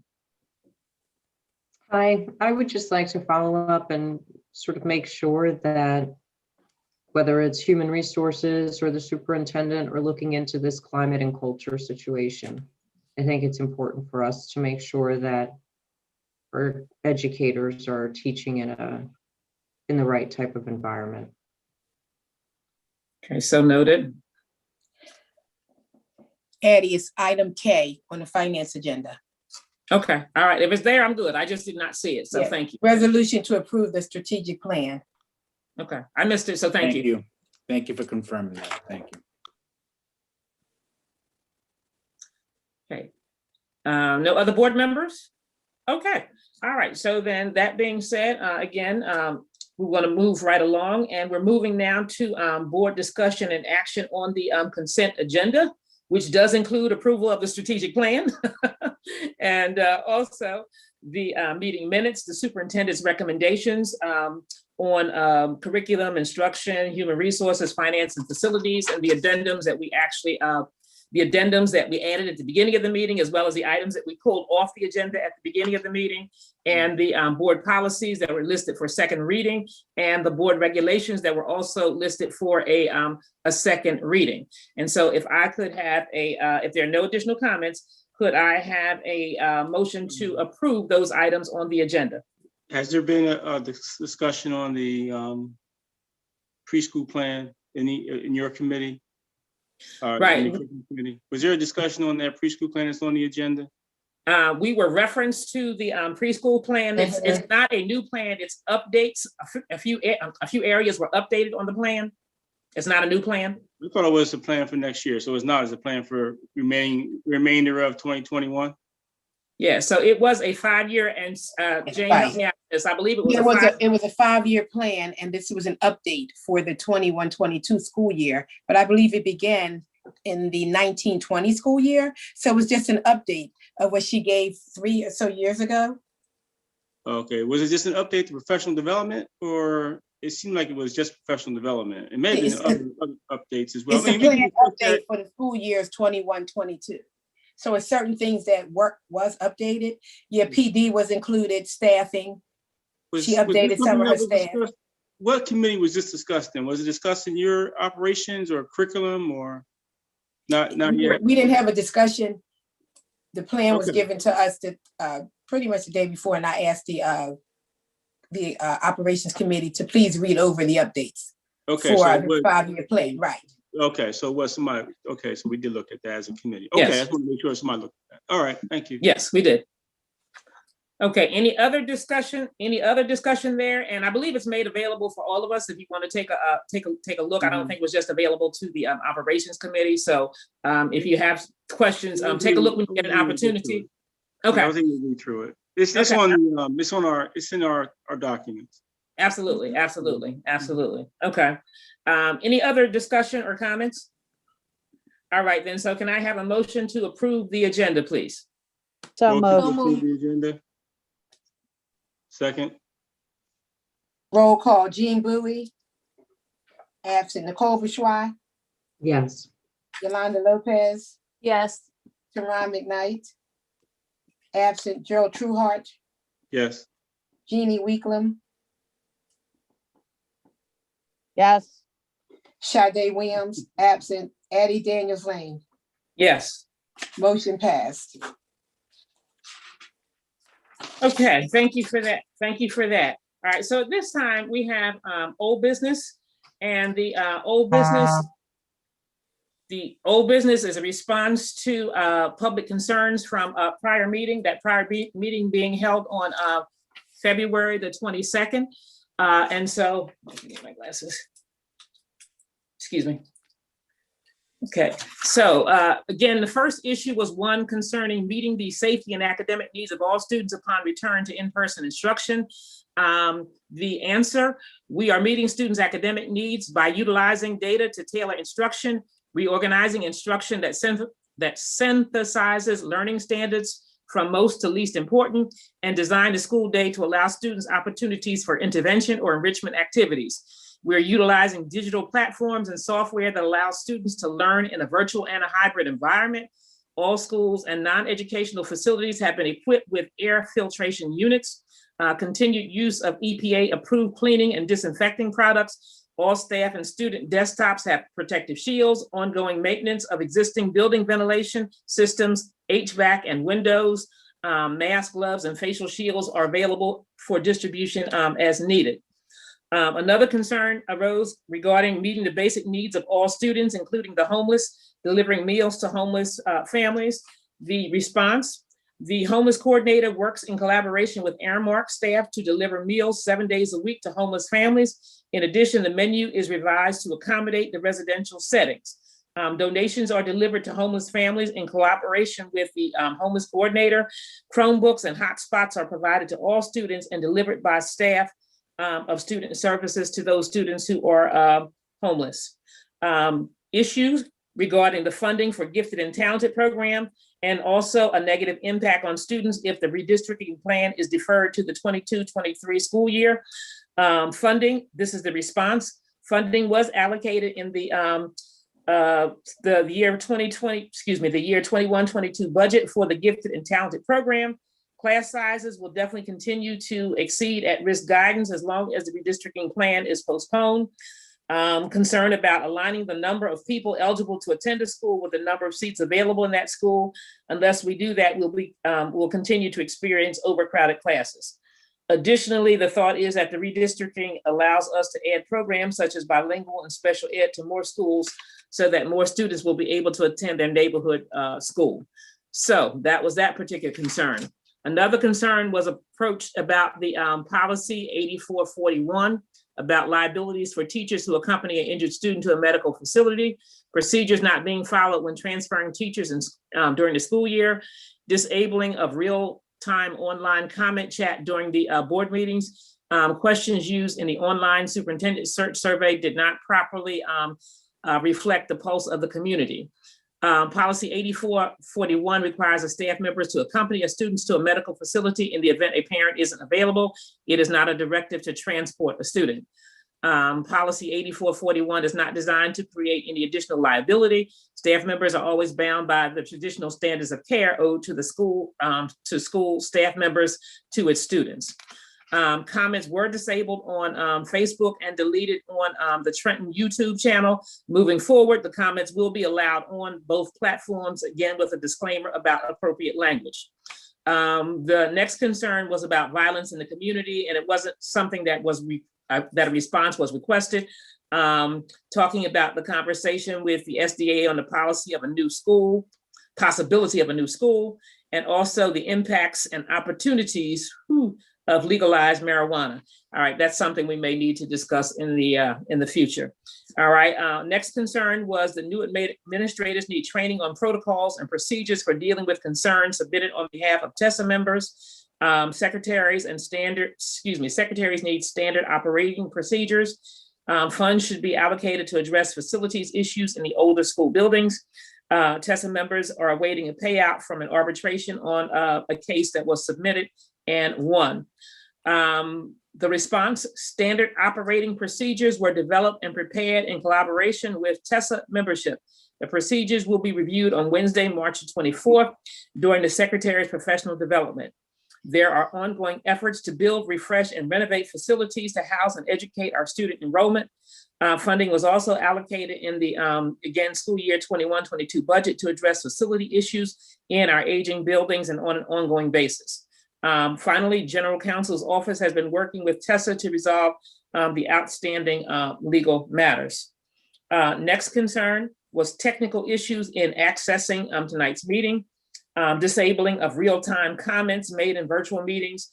Board meetings should return to an online format once schools are back to in-person learning. There were, excuse me, there were 27 individuals that logged into the Zoom meeting. There were no technical issues reported before that particular comment was made. The logs have been reviewed and there were no anomalies. Comments were disabled on Facebook and deleted on the Trent YouTube channel. Moving forward, those comments will be allowed on both platforms. And as stated before, when students are back in school in person, the board will also be back in person. All right, so that is a response to the old concerns that were brought up at the previous board meeting. So that is the old business. Addie? Yes. Addie, yes, I have a question on the concern brought forth by the YMCA and Homefront. There was something that they addressed and it was not addressed here. And they were really speaking about parents who are unable or to pick up the food because they didn't have transportation or the means to carry the meals. It was impossible for them to carry the meals because they were walking. So I was wondering if that concern had been addressed by the distribution centers on how to help the parents carry those packages home when they don't have any transportation, like to put in the car and that. So Okay. if someone could, if this could be readdressed, because this is something that will, go on through the summer, so. Okay, so I'm not sure, does anyone have a particular, because I missed that concern, quite frankly, and it was not listed on our chart, so I missed that. So I know that we reduced the number of days that food was provided for. I don't think it's every 2 weeks, it's every 1 week. Is that correct? When you pick up food for a week rather than 2 weeks? Yes. Right. That's All correct. right, so that lessens the amount of food that has to be carried. So it's only for 1 week as opposed to 2. And like I said, that's what I know. So anyone else want to jump in there? Ortiz, correct me if I'm wrong, but I thought that Aramark was transporting the food to our homeless families. Oh, that's correct. In terms of For homeless, they do. Right, okay. It's not homeless Well, families that Yolanda's not. this is another, okay. But I Right, didn't right. hear So that. we have to go back and look at that a little further to find out which families were having those challenges. Because for homeless families, we do distribute, Aramark takes it right to their, wherever they're domiciled. Right, homeless families were mentioned, but they were also speaking about families that just aren't able to, Okay, I think, carry. yeah, okay. All right, so then that's something We'll look we'll have. into it. I'll look into Right, that. that's Thank something you. we'll have to Thank you, look into. Wilfredo. I missed that particular concern. I heard the concern about the homeless families, but I missed that particular piece. So yeah, so that's something we can think about and process and hopefully come up with something that will actually address that. I know that some families have used the shopping carts, like we used to have those shopping carts that you would pull along that Yes. people use for laundry and also for shopping. So I don't know if any community organization might be able to help with that, that particular task, because that's one way that I could see us probably resolving that particular issue. Just a thought, thinking off the top of my head. Okay. My thoughts the same. Yeah. Okay. All right. So thank you. So the one thing that Tehran did send me an update, which regarding the superintendent search. And if I might, I'm just going to share that because she had an emergency situation tonight. And so this is the update from the superintendent search. Give me 1 second. Okay. The board has begun its first round of interviews, and we are in the process of interviewing 9 candidates, 6 of which have been interviewed over the past week. We've used interview questions that came from the first, we've used 10 interview questions for the first round. Some of those questions came directly from the survey results, and others came from the conversation with our leadership team. While we finish the first round interviews, the superintendent survey will remain open to more parents. Again, that first round of superintendent interviews is ongoing. The survey will remain open to parents. The survey is posted on the website. A QR code to the survey is posted around food distribution and other district buildings. And we have advertised the survey on our board radio segment on WIMG. And we have received roughly 100 additional survey responses. And those responses, along with others, will be used to develop our second round of interview questions, used to develop criteria in which to choose which candidates will move on to the second round, and also will be used to develop criteria in which to choose our next superintendent. So please, everyone, please keep responding. If you have not responded to the survey already, please keep responding to the survey, as it will remain open until we choose our next district leader. And that, again, is the update on the superintendent search committee. And again, that was submitted by Tehran Tice, who had an emergency this afternoon. So I want to confirm it was not taken down on Friday, the 19th, as was slated to be done? Okay, I'm not sure if it was taken down, but we did ask that it be, if it was taken down, that it be put back if it was taken down. And so we did clarify that. And we also clarified the fact that the survey will remain open. And so we have a picture of the QR codes that people now have access to. No, I received, I think, a memo or something saying that it was going to be taken down on the 19th. After, That survey you're talking about is the hybrid reopening survey. That's the parent survey. Oh, okay. Thank you so much. Okay, so with that said, that was a superintendent search. That was the superintendent search survey. And so we said new business. I gave you that update. And at this point in time, I think we're ready to adjourn to executive session unless I've missed something. Did I miss anything? All right, so if I did not miss anything, then we are prepared to adjourn to executive session. And I'm going to read the executive session. Addie, yes. do we need to approve the budget before we go into executive session? We approved it.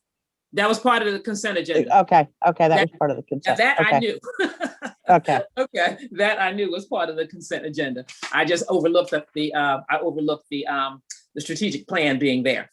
Okay, and so this is the executive session resolution.